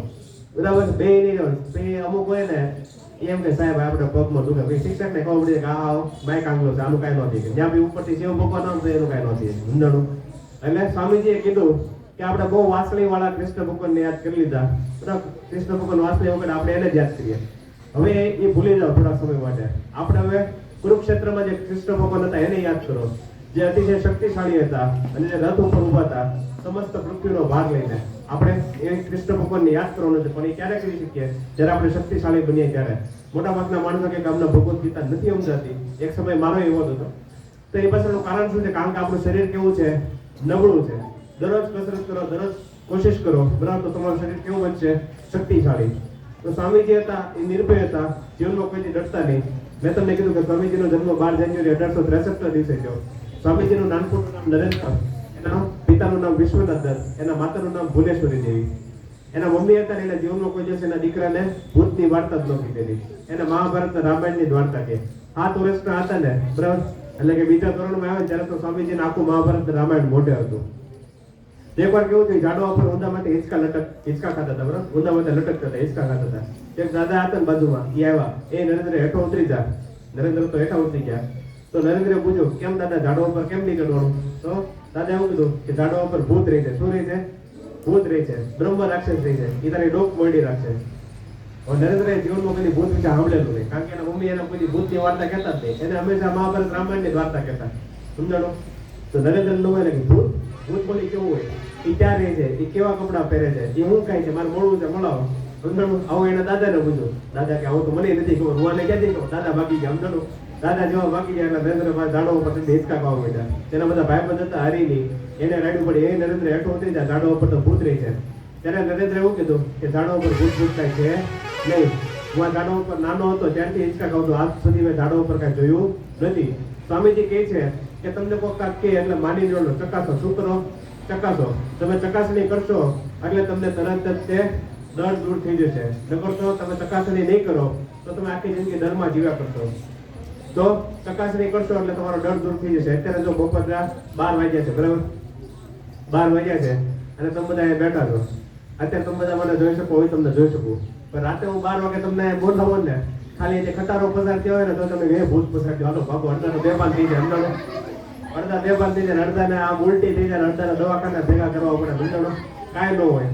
પણ તમારા મનમાં પહેલેથી જ એટલો બધો ડર ગડાવી દેવામાં આવ્યો. સ્વામીજી એવું કીધું કે નાનપણથી તે બાળકોના દિમાગમાં શક્તિશાળી વિચારને પ્રવેશ થવા દો. શક્તિશાળી વિચારોને જવા દેશો તો એ બધા બાળકો મહાન કાર્ય કરશે. આપણે નાનપણથી તે બાળકોને કહીએ કે બાગડો આવશે, બાગડો એટલે બાએ ઘડેલો, બધા કહે ને, બાએ પોતે ઘડેલો, જેવું કઈ છે બે નહીં. સમજાણું? બાએ પોતે કોઈ ભૂત નથી, એ તમને હું ભૂત દેખાડે. સમજાણું? તો બાગડો આવશે, હાલ હોઈ જાય. સમજાણું? તમે બહુ તોફાન કરતા હો ને એટલે. પણ હવેથી યાદ રાખજો કે આવી બધી ભૂત પ્રેતની વાર્તામાં પડતા નહીં, બરાબર? એ બધું ખોટું છે. તમારા મનને છે ને શક્તિશાળી બનાવો. શું બનાવો? શક્તિશાળી બનાવો. તો સ્વામીજી હતા એ નાનપણથી જ તે શક્તિશાળી વિચારો કરતા. એકવાર જ્યારે મોટા જે સંન્યાસ લઈ લીધો ત્યારે પરિભ્રમણ કરતા હતા આખા ભારતમાં, કાશ્મીરથી લઈને કન્યાકુમારી સુધી અને બંગાળથી લઈને ગુજરાત સુધી પરિભ્રમણ કરતા કરતા જ્યારે કાશ્મીરમાં પહોંચ્યા ત્યારે સ્વામીજીને કાર્ય આપેલું રામકૃષ્ણ દેવે કે આખા ભારતમાં પરિભ્રમણ કરો, ભારત દેશને જાગૃત કરો. કારણ કે ભારત દેશ માયકાંગલો બની ગયો હતો. આપણે તો રોડ ઉપર એ સમય કેવો હતો, રોડ ઉપર અંગ્રેજ કોક દેખાય તો આપણે બધા બારી બારણા બંધ કરીને હોઈ જઈએ. સમજાણું? કે આપણે બહાર ન નીકળો ને તો અંગ્રેજ જેલમાં પૂરી જાય. એ સમય એવો હતો. તો એ સમયે તમે વિચાર કરો, જ્યારે આપણે અંગ્રેજને જોઈને ડરીને ભાગી જતા, ઘરમાં પૂરાઈ જતા, એ સમયે સ્વામીજી, અંગ્રેજો આપણા દુશ્મન હતા, અંગ્રેજોના દેશમાં જઈને કીધું કે ગર્વ છે મને ભારત દેશ ઉપર, હું ભારત દેશમાંથી આવું છું, બરાબર? એ તો સ્વામીજીએ કેટલું બધું કીધું. અને સ્વામીજી પોતે કહે છે કે મારું જો કાર્ય થયું હોય આખી દુનિયામાં તે ઇંગ્લેન્ડમાં છે. કારણ કે ઇંગ્લેન્ડની પ્રજા શક્તિશાળી છે અને શક્તિશાળી વ્યક્તિ હોય ને એ શક્તિશાળી માણસને સમજીએ. સમજાણું? બધા એવું કીધું કે તમારા કેટલા બધા માણસો એને ભૂતતા હું સ્વામીજી કે સ્વામીજી તમારું સૌથી સારું કાર્ય ક્યાં થયું? ભારતમાં થયું કે અમેરિકામાં થયું કે ઇંગ્લેન્ડમાં થયું, ત્યારે સ્વામીજી કહે છે કે મારું હારામારું જો કાર્ય થયું હોય ને તો ઇંગ્લેન્ડ વાળા અતિશય શક્તિશાળી પ્રજા હતું. સ્વામીજી કહે છે કે આપણને ઉપરથી એવું લાગે કે આ લોકો કઠણ દિલના વ્યક્તિ છે, સમજાણું. શરૂઆતમાં એ લોકો તમારો વિરોધ કરશે, એ તમારી વાત નહીં માને, પણ એકવાર જો એ તમારી વાત સ્વીકારી લેશે ને તો એનાથી શક્તિશાળી બીજી પ્રજા એકે નથી, એનાથી હારામારું કાર્ય બીજી ક્યાંય થશે નહીં. તો એ સમયે સ્વામીજી આપણે આપણા ભાઈબંધ દુશ્મન હોય ને એના ઘરે જઈને એમ ન કહીએ કે હાલે કે હું આ મહાન વ્યક્તિ છું, તો એ તમને બે લાફા મારીને જા કરી દે, સમજાણું. પણ સ્વામીજી તો હતા એ બીજા દેશમાં ગયા અને ત્યાં મહાન કાર્ય કર્યું, સમજાણું. તો જ્યારે પરિભ્રમણ કરતા કરતા કાશ્મીરમાં પહોંચ્યા તો સ્વામીજી કેટલા બધા દિવસ સુધી ખાધું પણ નહોતું, પાણી પણ પીવા નહોતું મળ્યું. એક ઝાડવું હતું ત્યાં બેસી ગયા. સ્વામીજીએ જોયું કે સામેથી વાઘ આવે છે. શું આવે છે? વાઘ આવે છે. સ્વામીજી ભયંકર થાકી ગયા હતા, ઝાડવે હાથે બેસી ગયા અને સ્વામીજીએ ભગવાનને પ્રાર્થના કરી કે હે ભગવાન, તમે મને જે ભારત કાર્ય આપેલું છે, ભારત દેશને આગળ લાવવાનું, એ કાંઈ થતું એવું લાગતું નહીં. કારણ કે સ્વામીજી આખા ભારતમાં કેટલા બધા રાજાઓને મળ્યા, કેટલા બધા બહેનોને મળ્યા, ભાઈઓને મળ્યા અને કીધું કે દીકરીઓ માટે શાળા ચાલુ કરો. દીકરીઓ માટે કોઈ કામ કરવા જ તૈયાર નહોતું, દીકરીઓને શાળા ચાલુ કરવા જ તૈયાર નહોતું કોઈ. તો સ્વામીજીએ ભગવાનને કીધું કે હે ભગવાન, તમે જે મને કાર્ય આપેલું છે એ કાંઈ થતું એવું લાગતું નથી. આ વાઘ છે એ પણ ભૂખ્યો છે, હું પણ ભૂખ્યો છું, બરાબર. તો આ વાઘ ભલે મને ખાઈ જતો. સ્વામીજીને અહીંયા બેસી રહ્યા. થોડી વારમાં વાઘ આવ્યો ને વાઘ સ્વામીજીને સૂંઘીને વહી ગયો. આ ઘટના ઉપરથી ખબર પડે છે કે સ્વામીજી જીવનમાં કોઈ દિવસ ડરતા નહીં. એક થોડી સમજવાવાળી પણ ઘટના છે. આ પણ સ્વામીજીએ ન્યુયોર્કમાં જ કીધેલી, અમેરિકામાં. તો સ્વામીજીએ કીધું કે જ્યારે જીવનમાં મુશ્કેલી આવે, શું આવે? મુશ્કેલી આવે ત્યારે ભાગવાની કોશિશ ન કરો, પણ એનો સામનો કરો. શું કરો? સામનો કરો. તો સ્વામીજી જ્યારે વારાણસી હતા, બરાબર, વારાણસી અયોધ્યાથી નજીક છે. તો વારાણસીમાં શેર ભવાની માતાનું મંદિર છે. એક બાજુ તળાવ હતો, એક બાજુ મંડી હતી, એક જ રસ્તો જવાનો મંદિરે. તો મંદિરે જ્યાં દર્શન કરીને પાછા આવતા હતા ને તો ત્યાં વાંદરા પાછળ પડ્યા. કોણ પાછળ પડ્યું? વાંદરા. સ્વામીજીની પાછળ વાંદરા પડ્યા. હવે અમદાવાદ ને વડોદરા જાવ ને તો ત્યાં આટલા વાંદરા હોય. વારાણસી પાસે થોડાક મોટા વાંદરા, કારણ કે ત્યાં રામ ભગવાન ને હનુમાનજી થઈ ગયા ને, હનુમાનજીને ઓળખો ને, તો ત્યાં હનુમાનજી મહારાજ થઈ ગયા, સમજાણું. તો ત્યાં આટલા મોટા વાંદરા હોય. સ્વામીજી પાછળ વાંદરા પડ્યા. સ્વામીજી ડરતા નહીં, પણ શું કરવું કઈ ખબર ન પડી. એને એમ થયું કે વાંદરા પાછળ પડ્યા એટલે હું ભાગું. તો સ્વામીજી ઝડપથી હાલવા માંડ્યા. સ્વામીજી ઝડપથી હાલે તો વાંદરા ઝડપથી હાલવા માંડ્યા. સ્વામીજી દોડવા માંડ્યા તો વાંદરા ઝડપથી દોડવા માંડ્યા. આવું થયું ને તો એક દાદા હતા, 80-90 વર્ષના સાધુ હતા. એને જોયું, એને કીધું કે stop and face the fruits. ઉભા રહ્યો અને દુષ્ટોનો સામનો કરો. સ્વામીજી ઉભા રહ્યા અને પાછા ફરીને બધા વાંદરાની આંખમાં આંખ નાખીને જોયું અને થોડીક વારમાં બધા વાંદરા ગાયબ થઈ ગયા. આ ઘટના ઉપરથી સ્વામીજી કહે છે કે જીવનમાં જ્યારે મુશ્કેલી આવે ત્યારે એનાથી ભાગવાની કોશિશ ન કરો. સ્વામીજીનો આ ફોટો છે ને, આવી રીતે, બરાબર, આવી રીતે એક ફોટો છે સ્વામીજીનો. અહીંથી તમને મળશે, પુસ્તક ઉપર આ જ ફોટો છે. અહીંથી તમને પુસ્તક મળશે ને બધાને, આ ફોટો છે. આ ફોટા પાછળની આખી વાર્તા મેં તમને કીધી કે જ્યારે જીવનમાં મુશ્કેલી આવે ત્યારે એનાથી ભાગવાની કોશિશ ન કરો, પણ એનો સામનો કરો. શું કરો? સામનો કરો. જો તમે મુશ્કેલીનો સામનો કરશો તો બધી મુશ્કેલી જીવનમાંથી દૂર થઈ જશે, બરાબર. એટલે તમને એમ થાય કે તમારા જીવનમાં અત્યારે શું મુશ્કેલી હોય, તો તમારા જીવનમાં અત્યારે શું મુશ્કેલી હોય, તમારે માર્ક ઓછા આવતા હોય, બરાબર, ગણિત વિજ્ઞાનમાં માર્ક ઓછા આવતા હોય, સમાજ વિદ્યામાં માર્ક ઓછા હોય, હિન્દી ગુજરાતીમાં માર્ક ઓછા આવતા હોય, તો ડરવાની જરૂર નથી. તો એનો સામનો કરો. તમે નક્કી કરો કે અત્યારે મારી પાસે પરીક્ષાને કેટલા 3-4 મહિના બાકી છે. એપ્રિલમાં જો તમારી પરીક્ષા હોય, બરાબર, સરકારી શાળામાં, તો તમે નક્કી કરો, ટાઈમ ટેબલ બનાવો કે એપ્રિલ મહિનામાં મારી પરીક્ષા છે તો હું આવી રીતે જો મહેનત કરું, મારો સૌથી નબળો વિષય કયો છે, સૌથી ઓછા માર્ક કેમ આવે, તો 2 દિવસ હું એને આપીશ. સારા માર્ક જેમાં આવતો હોય એનો હું 1 દિવસ આપીશ. 2 દિવસ હું નબળા વિષયની તૈયારી કરીશ. જે વિષયમાં મારે સારા માર્ક આવે છે એમાં એની તૈયારી હું 1 જ દિવસ કરીશ, કારણ કે એમાં તો મને આવડે જ છે, બરાબર. તો સારા માર્ક આવતા હોય ને એમાં આપણને રસ હોય કે હાલો આપણે કરીએ, પણ નબળા વિષય હોય ને એમાં આપણે કોઈ સમય ન આપીએ. આ કેવું છે? માની લો કે આ મિત્ર અહીં બેઠો છે, તમારું નામ શું છે? અને આ મિત્ર હું એજાજ. તો નયન ને એજાજ બે બાજુ બેઠા છે. પછી આ બેન તમારું નામ અંજલિ, તમારું? હા, અંજલિ ને કલ્પના અને એજાજ અને નયન બે બાજુ બેઠા, બરાબર. તો એજાજ ની બધી માહિતી નયન ને છે, કે એના પપ્પાનું નામ હું, એના મમ્મીનું નામ હું, ક્યાં રહે છે, એને હું ગમે છે, બરાબર. પછી અંજલિ ને કલ્પના છે ને એ બે બહેનોને ખબર છે કે અંજલિ ને હું ગમે, કલ્પના ને હું ગમે, એની બેનપણી નું પાકું નામ શું છે, એના મમ્મીનું નામ, એના પપ્પાનું નામ. શું કામ? કારણ કે સાહેબ ભણાવતો હોય ત્યારે બે વાતો કરતા હોય, તું કાલે ક્યાં જતો, તું શું કરતો હતો, એને બધી માહિતી હોય. તો શિક્ષણ માહિતી આ જ નિયમ લાગુ પડે છે. પણ આ જે બેન છે એને છેલ્લે ઓલા બેન બેઠા ને એની કાંઈ માહિતી નહીં હોય. આ જે ભાઈ છે એજાજ, એ જો છેલ્લે ઓલો ભાઈ બેઠો એની કાંઈ માહિતી નહીં હોય. શું કામ? કારણ કે એ બે કોઈ દી વાત જ નથી કરેલી. આજે બેન છે એને ઓલા છેલ્લા બેન બેઠા એને કોઈ દી વાત જ નથી કરી. તો શિક્ષણમાં પણ આ જ નિયમ લાગુ પડે છે. કયો નિયમ? ભાઈબંધ ને બેનપણી વાળો નિયમ. કયો નિયમ? હા. તો ભાઈબંધ હારે તમે કેટલા બધા કલાકો કાઢેલા છે, બેનપણી હારે તમે કેટલા બધા કલાકો કાઢેલા છે. તો જે વિષય તમને નથી આવડતો એની સાથે પણ તમારે સમય પસાર કરવો પડે. જે પુસ્તક હારે તમે કોઈ સમય પસાર કર્યો જ ન હોય તો એ વિષય તમને કોઈ દિવસ આવડવાનો નથી. પુસ્તક સાથે તમે જેટલો સમય પસાર કરશો આટલું તમને જ્ઞાન મળશે, બરાબર, માહિતી મળશે. જ્ઞાન આખી વસ્તુ અલગ છે. તો આપણે જે વિષયમાં નાપાસ થતા હોય એ વિષયમાં તમારે સમય આપવો પડશે. તમે એમાં સમય નહીં આપો તો તમે જીવનમાં આગળ વધી શકશો નહીં. નકર તમે નાપાસ જ થયા કરશો. એટલે જે વિષય ન આવડતો હોય એની આરે તમે વધારે સમય પસાર કરો. સમજાણો? તો નિર્ભયતા, જીવનમાં કોઈ પણ બાબતથી ડરવાનું નહીં. પહેલી વસ્તુ આત્મશ્રદ્ધા, બરાબર, આત્મવિશ્વાસ. બીજી વસ્તુ આપણે શીખ્યા નિર્ભયતા. હજી એક બે ઘટના છે પણ આપણે સમય ઓછો છે. ત્રીજી ઘટના, ત્રીજો મુદ્દો લઈએ. પહેલી વસ્તુ આત્મશ્રદ્ધા, બીજી વસ્તુ નિર્ભયતા, ત્રીજી વસ્તુ છે એકાગ્રતા. શું છે? એકાગ્રતા. એકાગ્રતા જીવનનું સારભૂત તત્વ. સ્વામીજી કહે છે કે એકાગ્રતા જીવનનું સારભૂત તત્વ છે. ઘણી વાર એવું થાય, જો અહીંયા બધા શિક્ષકો અને મેડમ બેઠા છે, એક શિક્ષક એક મેડમ ભણાવતો તો ક્લાસની અંદર 30 વિદ્યાર્થી. હું પોતે શિક્ષક છું, બરાબર, 13 વર્ષથી ભણાવું છું. 10 વર્ષ મેં ગણિત વિજ્ઞાન ભણાવ્યું, 2-2.5 વર્ષથી હું કોમ્પ્યુટર ભણાવું છું.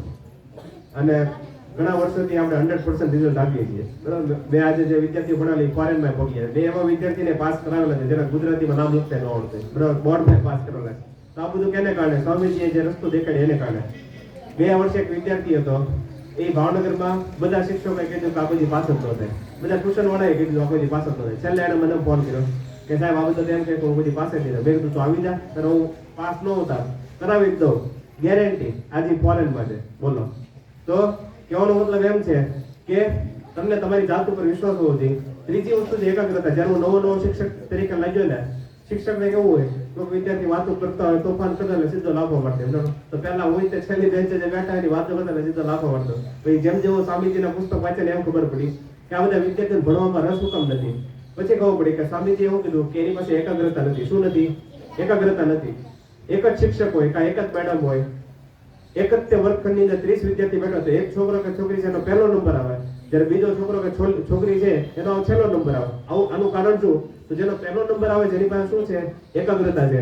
જેનો છેલ્લો નંબર આવે છે એની પાસે એકાગ્રતા નથી. સ્વામીજી આ કીધું. પછી જેમ જેમ હું સ્વામીજીના પુસ્તક વાંચતો ગયા એમ સ્વામીજીએ રસ્તો દેખાડ્યો કે એકાગ્રતા વધારે કઈ રીતે શકાય. આપણે બધા એક પ્રયોગ કરીએ. તૈયાર બધા? પ્રયોગ માટે તૈયાર? 3 પ્રયોગ કરશું, એક જ મિનિટમાં પૂરા થઈ જશે. તૈયાર ને? ચાલો બધા ટટ્ટાર બેસો. તમારો હાથ છે અહીંયા રાખો, બરાબર. તમારું ડાબુ નાક છે આ બધું છે. ડાબા નાક પરથી કેટલા બહેનો ભાઈઓને શ્વાસ આવે છે એ કહેવાનું, બરાબર. ડાબા નાક પરથી કેટલા બહેનો ભાઈઓને શ્વાસ આવે છે એ કહેવાનું. કોઈને આવે છે ડાબા નાક પરથી શ્વાસ? 1-2 વિદ્યાર્થીઓ, બરાબર, બીજા કોઈ નહીં. ખેર કાંઈ વાંધો નહીં. હાલો, હજી એકબીજા આવું જોઈ છે. હજી હમણાં જ કીધું ડરો નહીં. તો એક કોક આતું તો કરો તો હું આતું તો કરું. હજી ડર લાગે છે. હા, હાલો, હાથે રાખો. બીજો પ્રયોગ, બરાબર, ફરીથી હાથ રાખો. તમારું જમણું નાક આ બધું છે. જમણા નાકમાંથી કેટલા બહેનો ભાઈઓને શ્વાસ આવે છે? બરાબર, હાથ રાખીને જોતો ઘણા બધાને. ખૂબ સરસ. હાલો, આ બીજો પ્રયોગ પૂરો થઈ ગયો. ફરીથી હાથ રાખો. ત્રીજો પ્રયોગ, બંને નાકમાંથી કેટલા બહેનો ભાઈઓને શ્વાસ આવે છે? ઘણા બધાને. ઓકે, ખૂબ સરસ. તો આખી વાર્તા કહો, બરાબર. આખી ઘટના તમારા શરીર સાથે જોડાયેલી છે. તમારા પાઠ્યપુસ્તક 10 વર્ષ ગણિત વિજ્ઞાન ભણ્યું એટલે વિજ્ઞાનની ચોપડી છે 7મા 8મા ધોરણમાં.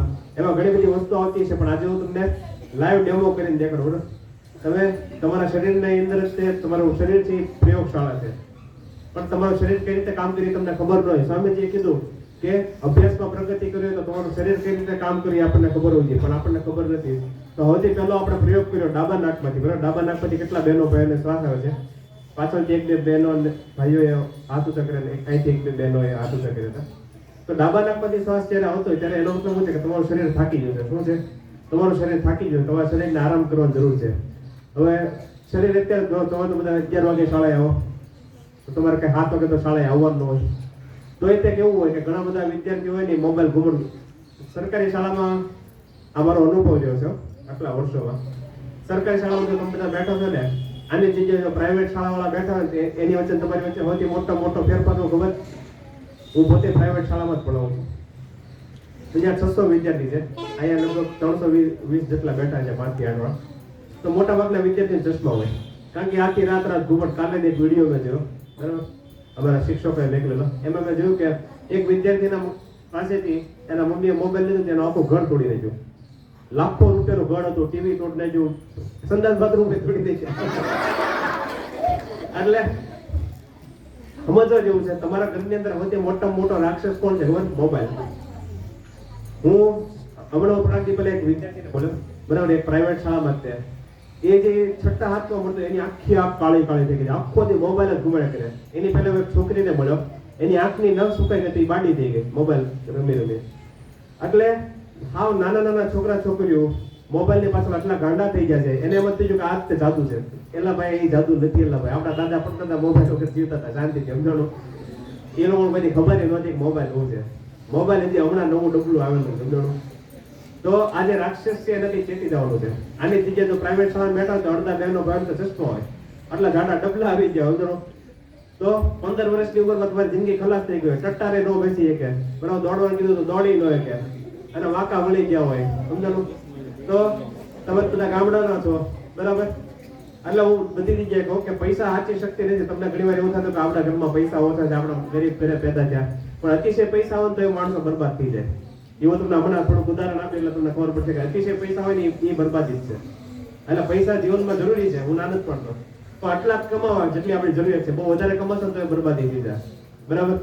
તો એકાગ્રતા. તો ડાબા નાક પરથી જ્યારે શ્વાસ આવે ત્યારે તમારું શરીર થાકી ગયું હોય.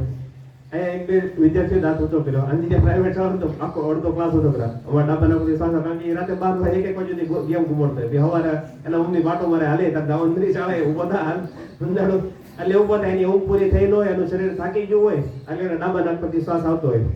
1-1.5 વાગે ત્યારે તમારા બધેમાંથી, તમારા બધેના નાકમાંથી ડાબા નાકમાંથી થોડીક વાર માટે શ્વાસ આવશે, બરાબર. હજી 1 નથી વાગ્યો, કારણ કે 1 વાગે તમે દરરોજ જમતા હો, બરાબર. શાળામાં કેવું થાય, 8મા ધોરણની વિજ્ઞાનની ચોપડીમાં તમારે ગ્લુકોઝ લખેલું છે, C6H12O6. ગ્લુકોઝ એટલે કે ખાંડ. આપણા શરીરમાં જે કંઈ પણ શક્તિ હોય એ ખાંડના સ્વરૂપમાં હોય. કયા સ્વરૂપમાં હોય?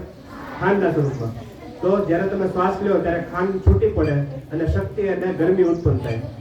તો જ્યારે અતિશય ભૂખ લાગી હોય ને, ભયંકર ભૂખ લાગી હોય ત્યારે ડાબા નાકમાંથી શ્વાસ આવે, બરાબર. પછી આપણે બીજો પ્રયોગ કર્યો, જમણા નાકમાંથી શ્વાસ. તમારું જમણું નાક આ બધું છે, તો જેને જમણા નાકમાંથી શ્વાસ આવતો એનો મતલબ એમ છે કે તમારું શરીર અત્યારે કેવું છે? શક્તિશાળી. કેવું છે? શક્તિશાળી, બરાબર. તમારું શરીર અત્યારે શક્તિશાળી છે. તો જ્યારે શરીર શક્તિશાળી હોય ત્યારે કેનો સમય છે? કામ કરવાનો સમય છે. કેનો સમય છે? કામ કરવાનો સમય. આરામ કરવાનો સમય નથી. શિક્ષક કે દાખલા ગણો તો ગણવાના, શિક્ષક કે મેડમ કે કવિતા લખો તો લખવાની, પદ્ય લખો તો લખવાના, સુભાષિત લખો તો લખવાના. તમને જે પેન નોટબુક આપી છે સરકારે, એ આરતી ઉતારવા માટે નથી આપી, પણ એનાથી તમારે પેન ઉપાડીને લખવાનું છે. તમે લખશો તો તમે કઈ ખબર પડશે. ઘણા બધા વિદ્યાર્થીઓ કેવો હોય, બરાબર, અમુક વિદ્યાર્થીઓને એ લોકો પહેલાથી નક્કી કર્યું કે આ સાહેબ કે આ મેડમ છે ને બહુ મારે છે. તો અહીંથી તમને જો હોમવર્ક આપેલું હોય ને, આ સાદી વાત કહું, જો શિક્ષણમાં ઘણી બધી વસ્તુ એવી છે કે શિક્ષકો તમને કહે નહીં, પણ હું શિક્ષક છું, બરાબર. હું આ શાળામાં નથી એટલે હું બધી જગ્યાએ કહી જ દઉં. શિક્ષકના અમુક છે ને નિયમ હોય. કેવા નિયમ હોય? હવે જો અહીંથી કોઈક સર કે મેડમ તમને છે ને હોમવર્ક આપેલું હોય ને, હવે તમે કરીને ન આવો, બરાબર, તમે બધા શું કરો? સીધા કરી દો, સીધો થયેલા આમ ઘા કરી નાખો, સમજો પાકિસ્તાનમાં. પછી બીજા દિવસે જયારે તમે આવવાનો હોય ત્યારે આમ ખૂણામાં ગોતો, ત્યાં દફતર પડે, તમે પેન પડે ને લીટો ન પડે. પછી સાહેબ કે મેડમ પૂછે કે તે દાખલો મેડમ ના સાહેબ મેં તો કાંઈ નથી કર્યું, સમજાણો. પછી સાહેબ તમે એક લાફો કરો, પછી તમે બધા હું વિચારો સાહેબ તો લાફો મારે ને આપણે એક લાફો ખાઈને હેઠા દઈ દઉં, સમજાણો. છોકરી હોય ને, છોકરીને આત્મસન્માન બહુ પ્રિય હોય. મેં મારી જિંદગીમાં જોયું, મેં જે દીકરીને 1 વાર લાફો માર્યો એટલે મારી જિંદગીમાં બધી બીજી વાર લાફો મારો તો પડ્યો. છોકરીને આત્મસન્માન બહુ પ્રિય હોય, જેને 1 વાર લાફો મારો ને એ હાથે 2 વાગ્યા સુધી જાગશે ને હોમવર્ક પૂરું કર્યું. છોકરાને એવું નહીં, સાહેબ તો 1 લાફો વાંચે ક્લાસની બહાર બે એટલે આપણે ઠંડી હવા ખાય, સમજાણો. છોકરાઓ લાવવું હોય, છોકરાને આત્મસન્માન ન હોય, એટલે છોકરાઓ બધા પાછળ લઈ જાય. તમને એવું થતું ને છોકરા પાછળ કેમ લઈ જાય? એને પાછળ લાવવું છે. છોકરીને આત્મસન્માન બહુ પ્રિય હોય. કોઈ પણ દીકરીને 1 વાર લાફો મારો ને એ દી રાત 1 કલાક હોમવર્ક કરીને આવશે. તો જો તમને એક શિક્ષકે જો તમને કેવું થાય કે સાહેબ લાફો મારે છે, પણ હું તમને એક ચમત્કાર કહું, જો એક જાદુ કહું. શિક્ષણમાં શિક્ષક હોય ને એ 10 ડગલા હારે, ત્યારે તમને એવું થતું કે આ શિક્ષક લાફો મારે, પણ એ જ શિક્ષક ખુરશીમાંથી ઉભો થઈને તમને મદદ કરશે. ક્યારે ખબર? જ્યારે તમે પહેલું ડગલું લેશો, તમે એક ડગલું લેશો તો શિક્ષક 10 ડગલા લેશે, તમે બીજું ડગલું લેશો તો શિક્ષક 20 ડગલા આગળ આવે છે. જે શિક્ષક તમને જિંદગીમાં કોઈ દાખલો નથી કરાવતો ને એ કરાવશે, પદ્ય કવિતા બધું કરાવશે, પણ જ્યારે તમે પેન ઉપાડીને લીટો કરશો, જ્યારે તમે જિંદગીમાં પેન ઉપાડીને લીટો દો, સાહેબ કાંઈ આવડતું નથી, તો સાહેબ ને કહું કે આ હાવ માઇક આંગલો છે, આને કઈ કરવા જેવું છે નહીં, સમજણ. પણ જો તમને દાખલો નથી આવડતો, તમારા 0 માર્ક આવેલા છે, સાહેબ ને ખબર છે કે આ થોડ વિધે છે, પણ તમે 50 વાર દાખલો કરેલો, 10 વારે દાખલો કરેલો, તો એ શિક્ષક ખુરશીમાંથી ઉભો થઈને એને એમ થાય કે નહીં આને કરેલું તો છે, અને કોશિશ તો કરી. અને જો તમે કોશિશ કરેલી છે, જો તમે પહેલું ડગલું લીધેલું છે, તો બધા શિક્ષકો તમને મદદ કરશે. આ શિક્ષણનો સોનેરી નિયમ, ગોલ્ડન રૂલ ઓફ એજ્યુકેશન, બરાબર. એટલે કેટલા બધા વિદ્યાર્થીઓના દિમાગમાં એવું બેહી ગયું હોય કે આ સાહેબ કે મેડમ તો ખાલી મારે જ છે, ખીજાય જ છે. પણ એ તમને ખીજાવાનું બંધ ત્યારે કરશે જ્યારે તમે મદદ કરશો પોતાની જાતને, બરાબર. ઈશ્વર કોને મદદ કરે? જે પોતાની જાતને મદદ કરે. ઉજ્જરે દાત્મન આત્માનમ વસાદે આત્મે વ્યાત્મનો બંધુર આત્મે વિપુરાત્મન. તો જે માણસ પોતાની જાતને મદદ કરે છે એને જ તે ભગવાન મદદ કરે. એટલે જો તમારે શિક્ષક કે મેડમ પાસેથી મદદ જોતી હોય તો તમારે પોતાની જાતને મદદ કરવી પડશે. હોમવર્ક કીધું તો કરીને આવવું પડશે, બરાબર. તો તમને મદદ મળશે, બાકી મદદ નહીં મળે, બરાબર. આ સોનેરી નિયમ હતો, તમને ખબર નથી, મેં તમને કહી દીધું. તો એકાગ્રતા, ડાબા નાક પરથી શ્વાસ આવતો ત્યારે તમારું શરીર થાકી ગયું હોય, જમણા નાક પરથી શ્વાસ આવતો ત્યારે તમારું શરીર શક્તિશાળી હોય. શિક્ષકે તો દાખલા ગણવાનો, હોમવર્ક કરવાનો, શિક્ષકે દોડો તો દોડવાનો. તમે દોડશો તો તમારું શરીર શક્તિશાળી બનશે, તમારું શરીર શક્તિશાળી બનશે તો તમે આગળ વધશો. અને ત્રીજો પ્રયોગ કર્યો, 2 નાક પરથી શ્વાસ આવતો, તો 2 નાક પરથી શ્વાસ આવતો ત્યારે ઘણા બધા ભાઈઓ બહેનોએ આંગળી ઊંચી કરી હતી. એનો મતલબ એમ છે કે તમારું શરીર, તમારું મન છે અત્યારે શું છે? એકાગ્ર છે. હું જે અહીંથી બોલું છું એની ઉપર તમારું ધ્યાન છે. બાકી જેના 2 નાક પરથી શ્વાસ નથી આવતો એનું ધ્યાન અત્યારે ક્યાંક બીજે છે. અમુક બેઠા આવ્યા હોય અને ભાઈબંધ કે બેનપણીને કહેતા હોય કે જોજે હું કાલે આમ કરી નાખી, તેમ કરી નાખી. બીજા દિવસે પ્રાર્થના સભામાં મળે ને, તું તો કાલે કહેતો તું આમ કરી નાખી, સમજાણું? ઠીક છે, હવે તો કાલની વાત છે. તો સ્વામીજી કહે છે કે જે એવા બધા વિદ્યાર્થીઓ એનું મન કેવું હોય, પડલા જેવું હોય, એ કાંઈ જિંદગીમાં કરી ન શકે, સમજાણું? તો શક્તિશાળી બનો, પોતાના દિમાગને મજબૂત બનાવો, મનને એકાગ્ર કરો. હવે તમને એમ થાય કે મારા તો 0 માર્ક આવે છે, સમજાણું? મેં તમને હમણાં જ કીધું કે જે હોશિયાર વિદ્યાર્થીઓ હોય ને એના 2 નાકમાંથી જે શ્વાસ આવતો એનો સમય કેવો હોય? 8 કલાક 10 કલાક. પણ જે ઠોઠ વિદ્યાર્થીઓ હોય ને જેના 0 માર્ક આવે છે તો એના 2 નાકમાંથી જે શ્વાસ આવતો એનો સમય કેવો હોય? 5 મિનિટ 10 મિનિટ. હવે બે નાકમાંથી જયારે શ્વાસ આવતો હોય ત્યારે સાયકલ લગાડતો હોય, બરોબર, આખા ગામમાં આટા મારતો હોય, કે ચોક લઈને વાંચતો નહોતો, એને કઈ આવડે નહીં. તો સ્વામીજી કે આ સમય વધારી શકાય, તો આ વધારી શકાય. કઈ રીતે? તો નાડી શુદ્ધિ કરીને. કેનાથી? નાડી શુદ્ધિ કરીને. આ કાર્યક્રમ મફતમાં રહી છે. તમને જે પ્રયોગ કર્યા એવી મફતમાં, નાડી શુદ્ધિ તમે જાતે કરશો એ મફતમાં. તમે બધા ટીવી જોયેલું જ ને? ટીવીમાં જાહેરાત, ક્રિકેટ જો ને, क्रिकेट में बच्चे बच्चे जाहिरात आती है, मैंने अपने बेटे के लिए बहुत बूस्ट खरीद लिया, मैंने अपने बेटे के लिए हॉर्लिक्स खरीद लिया, मैंने अपने बेटे के लिए कॉम्प्लेक्स खरीद लिया और मेरा बेटा पहला आ गया. એવું કે જોયેલું સચ્ચી માં કી પસંદ બોર્નવિટા, એવું કે જોયેલું? હવે એ ડબલા ખાઈ ખાઈને મરી જાવ તો પેલો નંબર નો આવે.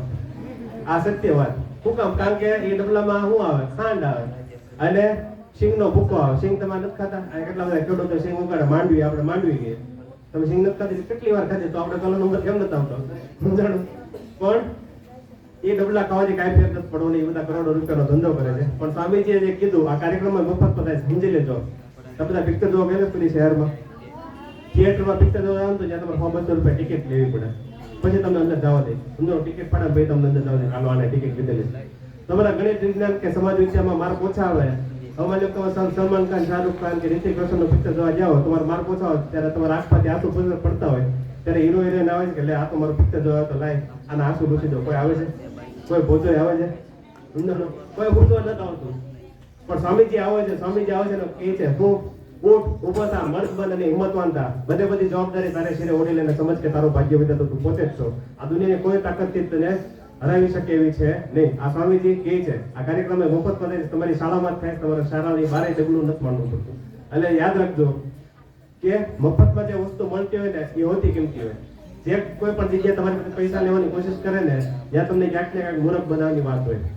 તો આ જે નાડી શુદ્ધિ છે, નાડી શુદ્ધિ છે એ શું છે તો તમે બધા જાણો જ છો. 90% નાડી શુદ્ધિ તમે જાણો જ છો, પણ શું કામ કરો છો એ તમને ખબર નહીં હોય. તો નાડી શુદ્ધિનું બીજું નામ છે કુંભક પૂરક રેચક. તો આ બધા શિક્ષકો બેઠા છે, એ બધા પીટીસી, બીએડ, એમએડ કરીને આવેલા છે, પીએચડી કરીને આવે. તો એ બધા શિક્ષકો ડાયટમાંથી આવે, તો ડાયટમાં એ લોકોને ટ્રેનિંગ આપે પ્રાણાયામની. તો એ બધા કુંભક પૂરક રેચક કરતા હોય. તો કુંભક પૂરક રેચક તમે કરો છો, પણ શું કામ કરો છો અને કઈ રીતે કરવાનું, તો આજે આપણે માહિતી મેળવીએ. તો બધા ટટ્ટા જ બેસો, હાલો. એટલે દૂધ નાખી નાખ્યા તમારો જમણો નાક છે જમણા અંગૂઠાથી બંધ કરવાનો. જમણું નાક છે જમણા અંગૂઠાથી બંધ કરવાનું. ડાબા નાકથી શ્વાસ લેવાનો. કેટલી સેકન્ડ? 4 સેકન્ડ. બરાબર? તો ડાબા નાકથી શ્વાસ લઈ લો બધા. બે નાક બંધ.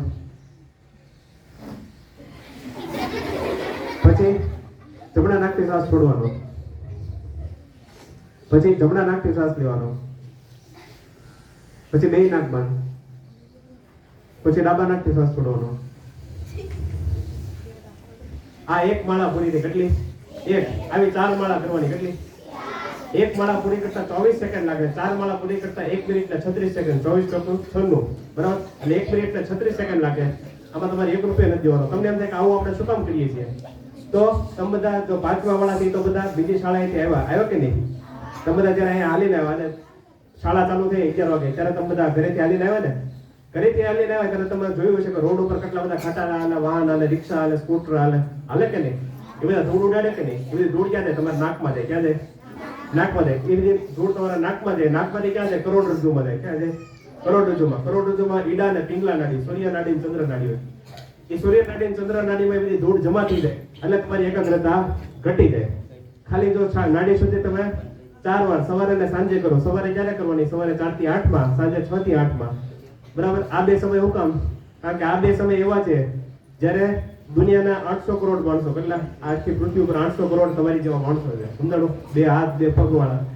તો 800 કરોડ માણસો છે એ બધાને 2 નાકમાંથી શ્વાસ આવતો હોય. જો આ સમયનો જો તમે હરખી રીતે ઉપયોગ કરો, શાળામાં તો હવે આ બધા શિક્ષકો કરાવશે જ ત્યાં, પણ શાળામાં તમને આટલી બધી પ્રગતિ નહીં થાય. હું કામ? કારણ કે શિક્ષક કહે છે ને તમે કરો છો. તો તમારે જાતે મહેનત કરવી હોય, પ્રગતિ કરવી તો તમારે તમારી જાત ઉપર કાબુ હોવો જોઈએ. ઘરે જ્યારે કોઈ ન હોય ત્યારે જાતે કરો. શિક્ષકની હાજરીમાં કરશો તો પ્રગતિ થશે જ તે, પણ 5% જ થશે. હું જાતે ઘરે એકલો કરું છું. સમજાણું?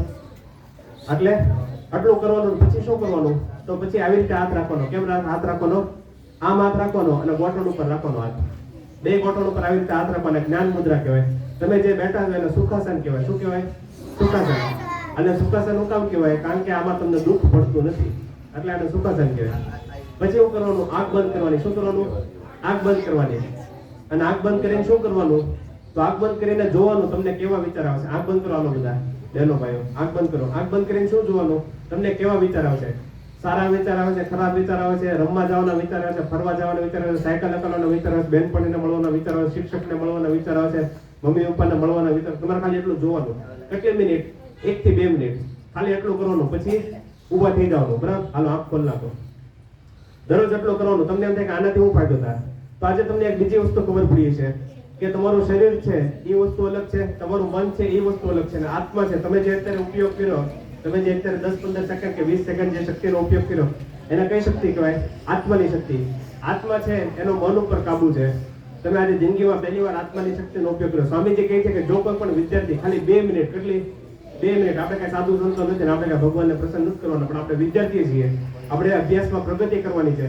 આપણે ખાલી 2 મિનિટ આંખ બંધ કરીને ખાલી જોઈએ કે કેવા વિચાર આવે છે, તો આપણે આત્માની શક્તિનો ઉપયોગ કરીને. સ્વામીજી કહે છે કે આ એક જ સમય એવો હોય, સમજો, આ એક જ સમય એવો હોય કે જ્યારે તમે દુનિયામાં સૌથી શક્તિશાળી હો. આ દુનિયામાં સૌથી શક્તિશાળી તમે ત્યારે હો જ્યારે તમે આત્માનો ઉપયોગ કરો. એટલે સ્વામીજી કહે કે જો કોઈ પણ વિદ્યાર્થી દરરોજ 2 મિનિટ ખાલી એટલું કરે ને, ખાલી 21 દી, કેટલા?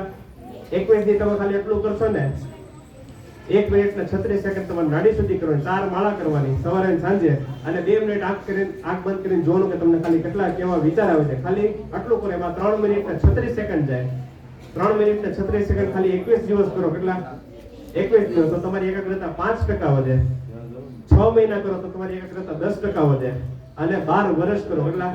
12 વર્ષ કરો તો તમારી એકાગ્રતા અપ્રતિમ થઈ જાય. તમને દુનિયામાં કોઈ ન હરાવી શકે. તમે જે કહો, તમે જે એકવાર પુસ્તક વાંચો ને, હું તમને સ્વામીજીના ઉદાહરણ આપું એટલે તમને ખબર પડશે કે અપ્રતિમ એટલું દુનિયામાં એને કોઈ હરાવી જ ન શકે. એકવાર અલવરમાં સ્વામીજી હતા. અલવરના રાજા આંબે હતા. સ્વામીજી અહીંયા બેઠા હતા. સ્વામીજીએ પહેલું પુસ્તક પડ્યું. 1 પાનું, 2 પાના, 3 પાના, બધા પાના ફેરવીને આયા પુસ્તક વળ્યું. બીજું પુસ્તક લીધું. 1 પાના, 2 પાના, 3 પાના, બધા પાના ફેરવીને આયા પુસ્તક. ત્રીજું પુસ્તક લઈને ત્યારે રાજા સામે આવીને આવતા હતા. રાજા પૂછ્યું કે તમે શું ગોતો છો? મને કે હું તમને મદદ કરાવું. તો સ્વામીજી કહું કે ગોતતો હોતો નતો, પુસ્તક વાંચું છું. તો રાજા વિચારો પડી કોઈ મને આટલું ઝડપથી પુસ્તક વાંચી શકે? તો રાજાને વિશ્વાસ ન હતો. સ્વામીજી એવું કીધું, જો આ બે પુસ્તક તમે હમણાં વાંચી લીધા, ત્રીજું પુસ્તક મેં હમણાં લીધું, તમારે જે પૂછવું પૂછો. રાજાએ જે કઈ પ્રશ્ન પૂછે ને સ્વામીજીએ જવાબ આપ્યો એટલું જ નહીં કે સ્વામીજીએ ત્યાં સુધી કીધું કયા પાનામાં કઈ લીટીમાં કયો શબ્દ છે એ કહી દીધું. રાજા વિચારવા પડ્યો કોઈ માણસ આટલું ઝડપથી કઈ રીતે વાંચી શકે. બરાબર. આપણે અત્યારે કેવી હાલત છે, અત્યારે 10 કલાક બે ત્યારે માંડ એક પાનું યાદ રહી. સમજો એમાં અડધું તો ભૂલાઈ ગયું હોય. આપણી હાલત એટલી ખરાબ છે. તો એકાગ્રતા વધારવી કરી તો તમે તમને કીધું સ્વામીજીએ કેટલી એકાગ્રતા વધારી એના હું તમને 4-5 ઉદાહરણ કહું. તો સ્વામીજી તમને એમ થાય કે આવી એકાગ્રતા વધી શકે તો સ્વામીજી કહે છે કે જ્યારે પહેલા બીજા ધોરણમાં બાળક એડમિશન લે, બરાબર, તો આ બધા શિક્ષકો બેઠા તમને પાટીની અંદર હું લખાવે ને, પછી આ જ શિક્ષકો તમને થોડાક મોટા થાવ બીજા ધોરણમાં આવો ત્યારે તમને એકોટી દાન લખાવે કે નહીં, પછી જ્યારે તમે ત્રીજા ચોથા ધોરણમાં આવો ને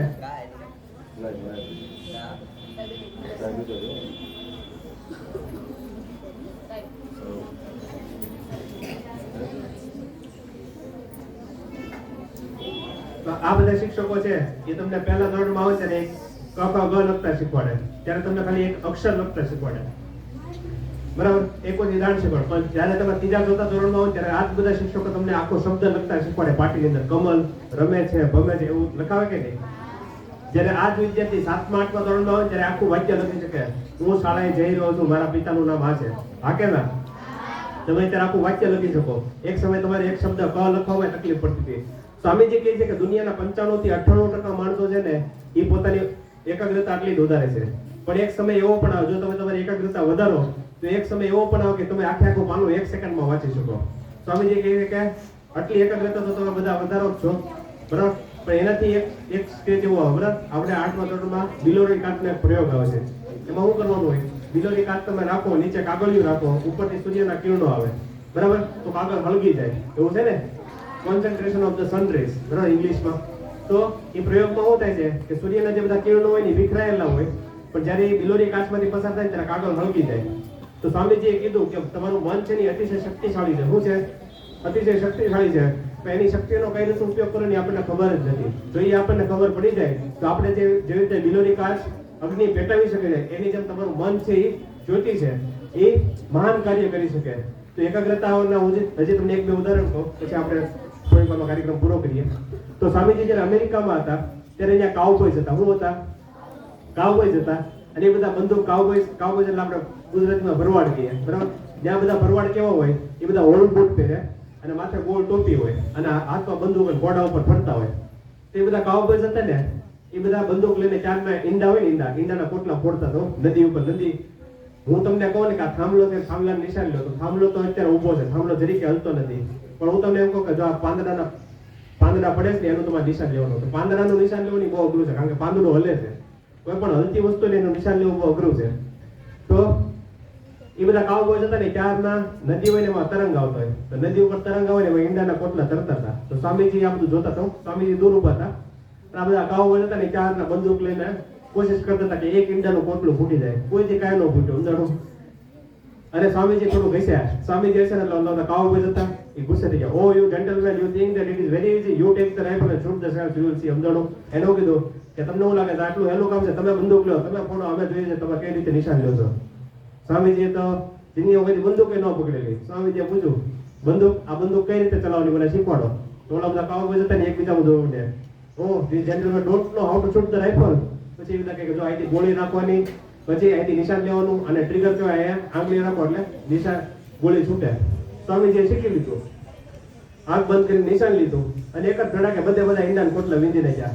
તો ઓલા બધા કાઉબોયઝ તાળીઓ પાડવા માંડ્યા. Oh this gentleman was asking us how to shoot the rifle and now he has shoot all the shells, he must be very experience. સમજાણું હું કીધું કે આપણને આ માણસ અમને એમ બંદૂક કઈ રીતે ચલાવવાની અને આ તો માણસ 30-40 વર્ષથી બંદૂક ચલાવતો એવું લાગે છે. સમજાણું.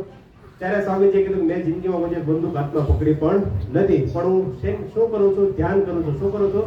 ધ્યાન. એનાથી મારી એકાગ્રતા વધે છે. તો તમે જો દરરોજ ખાલી 3 મિનિટ એટલું કરશો, શાળાએ આવીને કે ઘરે કરશો તો તમે તમારી જાતે કરશો એટલે ફટાફટ પ્રગતિ કરશો. શાળામાં કરશો તો આ બધા શિક્ષક હાજર હશે એટલે તમારે પરાણે કરવું પડશે, બરાબર, ઈચ્છા ન જોઈએ તો તમે ફટાફટ પ્રગતિ નહીં કરી શકો, બરાબર. તો ધ્યાન જો ખાલી તમે 3 મિનિટ કરશો, તમારે 1 રૂપિયો નથી દેવાનો, જે કાંઈ કરવાનું તમારે કરવાનું છે, બરાબર, તો તમે ફટાફટ પ્રગતિ કરી શકશો. તો આ છે એકાગ્રતાની શક્તિ. તો પહેલી વસ્તુ આપણે શીખ્યા, શું શીખ્યા? આત્મશ્રદ્ધા. બીજી વસ્તુ નિર્ભયતા. ત્રીજી વસ્તુ એકાગ્રતા. ચોથી વસ્તુ છે આદર્શ. બરાબર, 5 મિનિટમાં પૂરું કરીએ, તડકો લાગે છે એટલે મને ખબર છે તકલીફ છે, પણ ચોથી વસ્તુ છે આદર્શ. આદર્શ એટલે શું? તો એક રસ્તો. શું છે? એક રસ્તો. ધ્યેય તમને જો ખબર, હું તમને બધાને એમ કહું ચાલો બધા આપણે જઈએ, તો તમે બધા એમ તો પૂછો સાહેબ ક્યાં જવાનું છે, હા કે ના, કે ન પૂછો? શું કામ? કારણ કે હું તમને એમ કહું જવાનું છે, પણ ક્યાં જવાનું એ તમને ખબર જ ન હોય, તમને ક્યાં આમ હાલો ક્યાં હાલવાની ખબર જ ન હોય. પણ જ્યારે તમે સવારે 8:30 ઘરેથી નીકળ્યા, 11 વાગે શાળાએ આવવા માંડ્યા, ત્યારે તમને ખબર હતી ને કે ક્યાં જવાનું છે, શાળાએ જવાનું છે, તમારું ધ્યેય હતું. એની જેમ સાંજે 5 વાગે જ્યારે શાળા છૂટશે ત્યારે તમારું ધ્યેય શું છે કે ઘરે જવું, હા કે ના? તમે ઘરે પહોંચી શકશો કારણ કે તમારું ધ્યેય શું છે, ત્યારે તમને ધ્યેય ખબર છે કે મારે ઘરે પહોંચવું એ તમારું ધ્યેય છે. તો એની જેમ જીવનમાં પણ ભયંકર મુશ્કેલીઓ આવે. શું આવે? ભયંકર મુશ્કેલી આવે.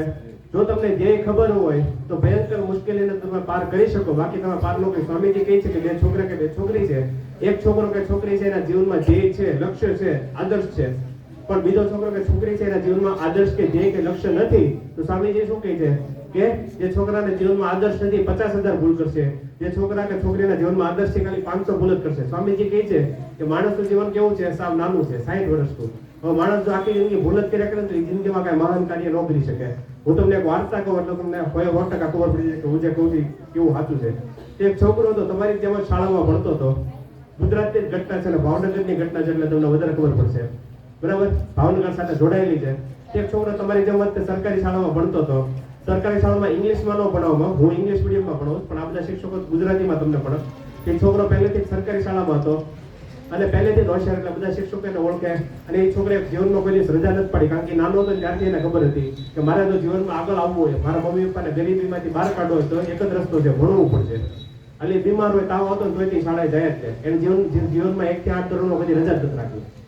તો એક દિવસ એની શાળામાં એક કાર્યક્રમ થયો. એની શાળામાં કાર્યક્રમ થયો એટલે એને ખબર પડી કે આ જે વ્યક્તિ આવેલો છે એ બહુ મહાન વ્યક્તિ છે, પણ એ કોણ હતી ખબર નથી. સાંજે ઘરે ગયો ત્યારે એના માસી આવ્યા હતા. એના માસીએ કીધું કે આજે તારી શાળામાં કાર્યક્રમ હતો. તે છોકરે કીધું હા. તો એના માસીએ પૂછ્યું કે તને ખબર છે કોણ આવ્યું હતું? તે છોકરે કીધું ના ના. ત્યારે એના માસી કીધું આજે તારી શાળામાં કલેક્ટર આવ્યા હતા. કોણ આવ્યા હતા? કલેક્ટર આવ્યા હતા. તો એ છોકરાએ પૂછ્યું કલેક્ટર એટલે કોણ? ત્યારે એના માસી કહે કલેક્ટર એટલે જિલ્લાનો રાજા. કોણ થાય? જિલ્લાનો રાજા. અને એ છોકરો તમારી જટિલ ઉંમરમાં, નાની ઉંમરમાં નક્કી કરતા કે મારે શું બનવું છે? કલેક્ટર, જિલ્લાનો રાજા બનવું છે, બરાબર? 1 થી 8 ધોરણ પૂરું કરી 9 થી 12માં માધ્યમિક ને ઉચ્ચતર માધ્યમિકમાં જાય અને કોલેજમાં જ્યારે આવે છે ત્યારે તૈયારી ચાલુ કરી દે. 2016માં એની મુલાકાત હસમુખભાઈ પટેલ સાથે થાય અને એની જિંદગીમાં બહુ મોટો ટર્ન આવે છે. અને એ નક્કી કરી નાખે મારે આ કરવું છે. જ્યારે પરીક્ષા દેવા જતો, સમજવા જેવી વાત છે, જ્યારે પરીક્ષા દેવા જતો ત્યારે એનો એક્સિડન્ટ થાય, આખો લોહી લુહાણ થઈ જાય. સીધે પટેલ, બરાબર? એ જ્યારે ઊભો થાય ત્યારે એનો એક જ હાથ બાકી હોય અને ભગવાનને પ્રાર્થના કરે છે કે તારો ખૂબ ખૂબ આભાર ભગવાન કે તે મારો એક હાથ બચાવ્યો, આ હાથથી હું પરીક્ષા લખીશ. અને સીધી પાટાપિંડી કરાવીને પરીક્ષા આપવા જઈશ. આખા ભારતમાં એનો નંબર આવે છે અને સૌથી પહેલી નોકરી એને ભાવનગરમાં મળે છે, બરાબર? અને એનું નામ છે સફીન હસન. નામ આવેલું છે ક્યાંક ને ક્યાંક શિક્ષકોએ તમને વાર્તા કીધેલી છે. તો ઘણા બધા સફીન હસનને પૂછે કે આ એક ચમત્કાર છે, 22 વર્ષની ઉંમરે IPS બનવું, પણ આ ચમત્કાર નથી. સ્વામીજી એવું કીધું કે જો તમે નાની ઉંમરમાં આદર્શ નક્કી કરેલો છે, હું નક્કી કરેલું છે આદર્શ, તો તમે નાની ઉંમરમાં સફળતા મેળવશો. પણ જો તમે આદર્શ નક્કી નહીં કરેલું હોય તો જિંદગીમાં તમે કોઈ દિવસ સફળ નહીં થઈ શકો. એટલે આદર્શ એટલે શું? માની લો કે તમારે ક્રિકેટ તો જોતા છો, તમારે જો ક્રિકેટર બનો તો તમારો આદર્શ શું હોવો જોઈએ? મહેન્દ્રસિંહ ધોની, વિરાટ કોહલી, બરાબર? તમારે વોલીબોલ રમવું હોય તો તમારો આદર્શ શું હોવો જોઈએ? અરુણિમા સિન્હા. માની લો કે તમારે દોડવું હોય તો મિલ્ખા સિંહ તમારો આદર્શ હોવો જોઈએ, બરાબર? લોંગ જમ્પ લેવો તો અંજુ બોબી જોર્જ તમારો આદર્શ હોવો જોઈએ. તમારે વૈજ્ઞાનિક બનવું તો ડોક્ટર APJ અબ્દુલ કલામ તમારો આદર્શ હોવો જોઈએ. તમારે ગાયક કલાકાર બનવું છે, બરાબર? અમુક 4-5 ભાઈઓ હતા, એ તબલા મંજીરા વગાડતા હતા, સામેથી કોઈ વગાડે છે. તો તમારે ગાયક કલાકાર કે ભજનિક બનવું હોય તો તમારે આદર્શ હોવો જોઈએ, હેમંત ચૌહાણ કે કીર્તિદાન ગઢવી હોવો જોઈએ. અને તમારો આદર્શ નક્કી હોવો જોઈએ. જો તમને આદર્શ ખબર છે તો સાવ નાની ઉંમરમાં તમે સફળ થશો. બરાબર? 60 વર્ષ હોય જાય તમે જિંદગીમાં કઈ ઉકાળી શકશો નહીં. એટલે આદર્શ હોવો ખૂબ જરૂરી છે, બરાબર? હજી તમને 1-2 ઉદાહરણ આપું. આદર્શ એટલે શું? તમે બધા રિક્ષા બસમાં બેઠેલા છે, હા કે ના? રિક્ષા બસમાં બેઠેલા છે ને?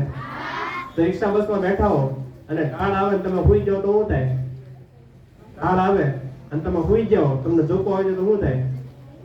પડી જાવ ને, બરાબર ને? પણ જો તમે જાગતા હો, આગળનો દાંડિયો પકડી રાખેલો સીટનો, તો તમે પડી જાવ? તમે બધા ખોખો રમતા હો, બરાબર? ખોખોમાં ઝડપથી તો સીધું દોડી શકાય. હું તમને બધાને કહું તો તમે બધા ઝડપથી સીધું દોડી શકો, પણ ગોળ ન ફરી શકો. ઝડપથી ગોળ ફરવો તો કરવું પડે. 2 છેડે થાંભલા આપેલા, બરાબર? અહીંયા શાળા કક્ષાએ તો ન હોય, પણ જિલ્લા કક્ષાની રમત હોય તેમાં 2 છેડે થાંભલા આપેલા ખોખોમાં, બરાબર? તો ઝડપથી ગોળ ફરવો તો થાંભલો પકડીને ગોળ ફરવું પડે. તો એની જેમ જ્યારે તમે ખોખો રમતા રમતા પડી જાઓ, બરાબર, તો તમારે થાંભલો પકડવો પડે. ફેર પદોડી તમે બધા પહેરેલા છે? ફેર પદોડી ફરતા હોય ત્યારે સામેવાળાના હાથમાં કીધું શું થાય? પડી જાવ ને. તો આદર્શ ઈ જ છે. આદર્શ જ્યારે તમે નક્કી કરેલો હોય ત્યારે તમારા જીવનમાં તમે પડી જશો, મુશ્કેલી આવશે ત્યારે તમને ખબર પડશે કે મારે શું પકડવાનું છે, તમારે કયો રસ્તો પકડવાનો, તમારે કયા રસ્તે ચાલવાનું છે. આદર્શ નક્કી નહીં હોય તો તમને ખબર નહીં પડે. એટલે આ ચોથી વસ્તુ છે. પહેલી વસ્તુ આપણે શીખ્યા આત્મશ્રદ્ધા. શું શીખ્યા? બીજી વસ્તુ નિર્ભયતા. ત્રીજી વસ્તુ એકાગ્રતા. ચોથી વસ્તુ આદર્શ. અને છેલ્લી વસ્તુ છે ચારિત્ર ઘડતર. શું છે? ચારિત્ર ઘડતર. ચારિત્ર ઘડતર સૌથી છેલ્લું છે, થોડું અઘરું પડે પણ બહુ કિંમતી છે. સ્વામીજી કહે છે કે પૈસા, યશ, કીર્તિ, નામથી કઈ ફાયદો નથી થતો, માત્ર ચારિત્રથી જ લાભ થાય છે. માત્ર ચારિત્ર જ મુશ્કેલીની વજ્ર જેવી દિવાલોને તોડીને તેમાંથી માર્ગ કાઢે છે. તો સ્વામીજી જ્યારે અમેરિકામાં ગયા 11 સપ્ટેમ્બર 1993 તો જ્યાં સ્વામીજીને 5 મિનિટનો સમય આપ્યો હતો. કેટલો? 5 મિનિટનો. સ્વામીજીને 5 મિનિટનો સમય આપ્યો હતો, કીધું કે તમે હિન્દુ ધર્મ વિશે બોલો. સ્વામીજી ઉભા થઈને ખાલી 5 જ શબ્દો બોલ્યા, sisters and brothers of America, મારા અમેરિકાના બહેનો અને ભાઈઓ.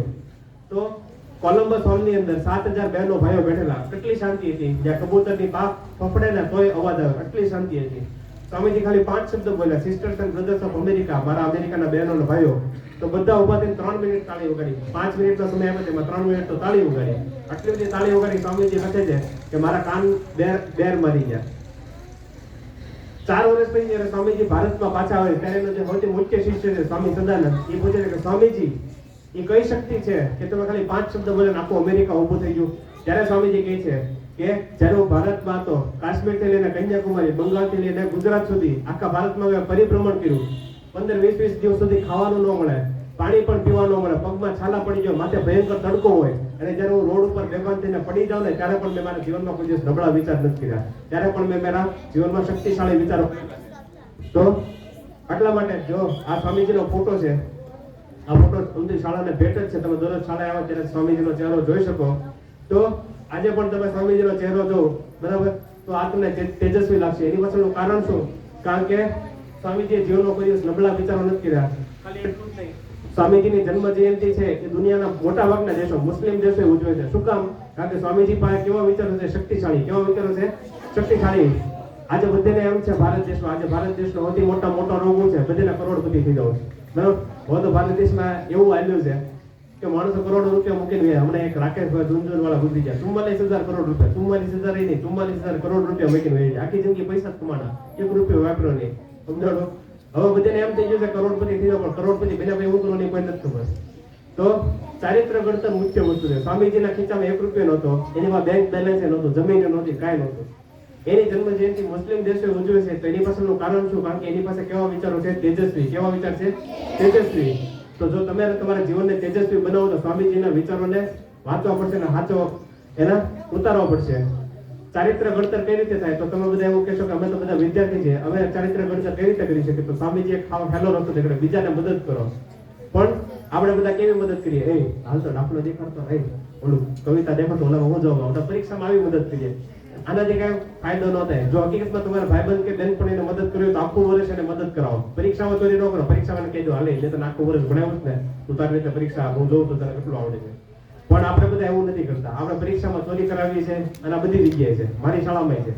કારણ કે આપણને ખબર જ નથી કે ચારિત્ર ઘડતર શું છે. તો ચારિત્ર ઘડતરનો સૌથી પહેલો કહે છે બીજાને મદદ કરો. પણ કઈ રીતે? સાચી રસ્તે, ખોટા રસ્તે નહીં.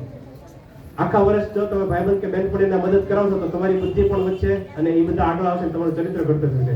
ખાલી એટલું જ નહીં, તમારે જ્યારે ભણવાનું પૂરું થાય, તમારું હોમવર્ક પૂરું થાય તો તમારે મમ્મીને રોટલી બનાવવા મદદ કરો, પાણી ભરાવવા મદદ કરો. તમારા પપ્પા છે એને ખેતરે જવું હોય તો ખેતરમાં મદદ કરો.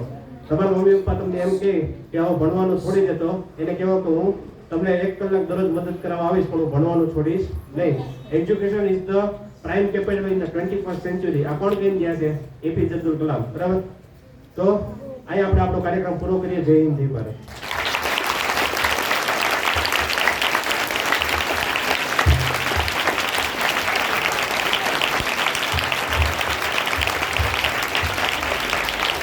ખૂબ સરસ વાત કરી આપણને ભગવાન સ્વામી વિવેકાનંદના જે મૂળ મંત્રો હતા તે વાત કરી.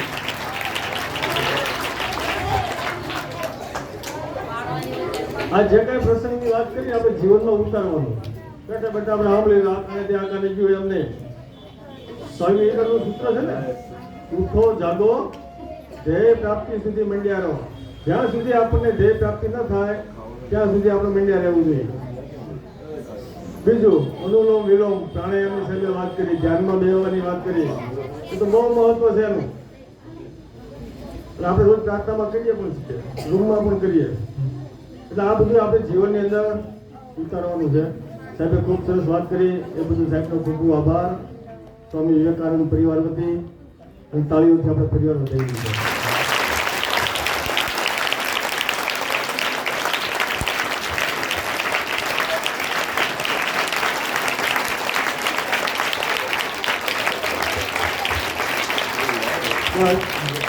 હવે બધાને અહીંથી એક પુસ્તક આપશે સાહેબ. સ્વામી વિવેકાનંદ વિશેનું પુસ્તક છે, એ વાંચવાનું બધાએ. બરોબર?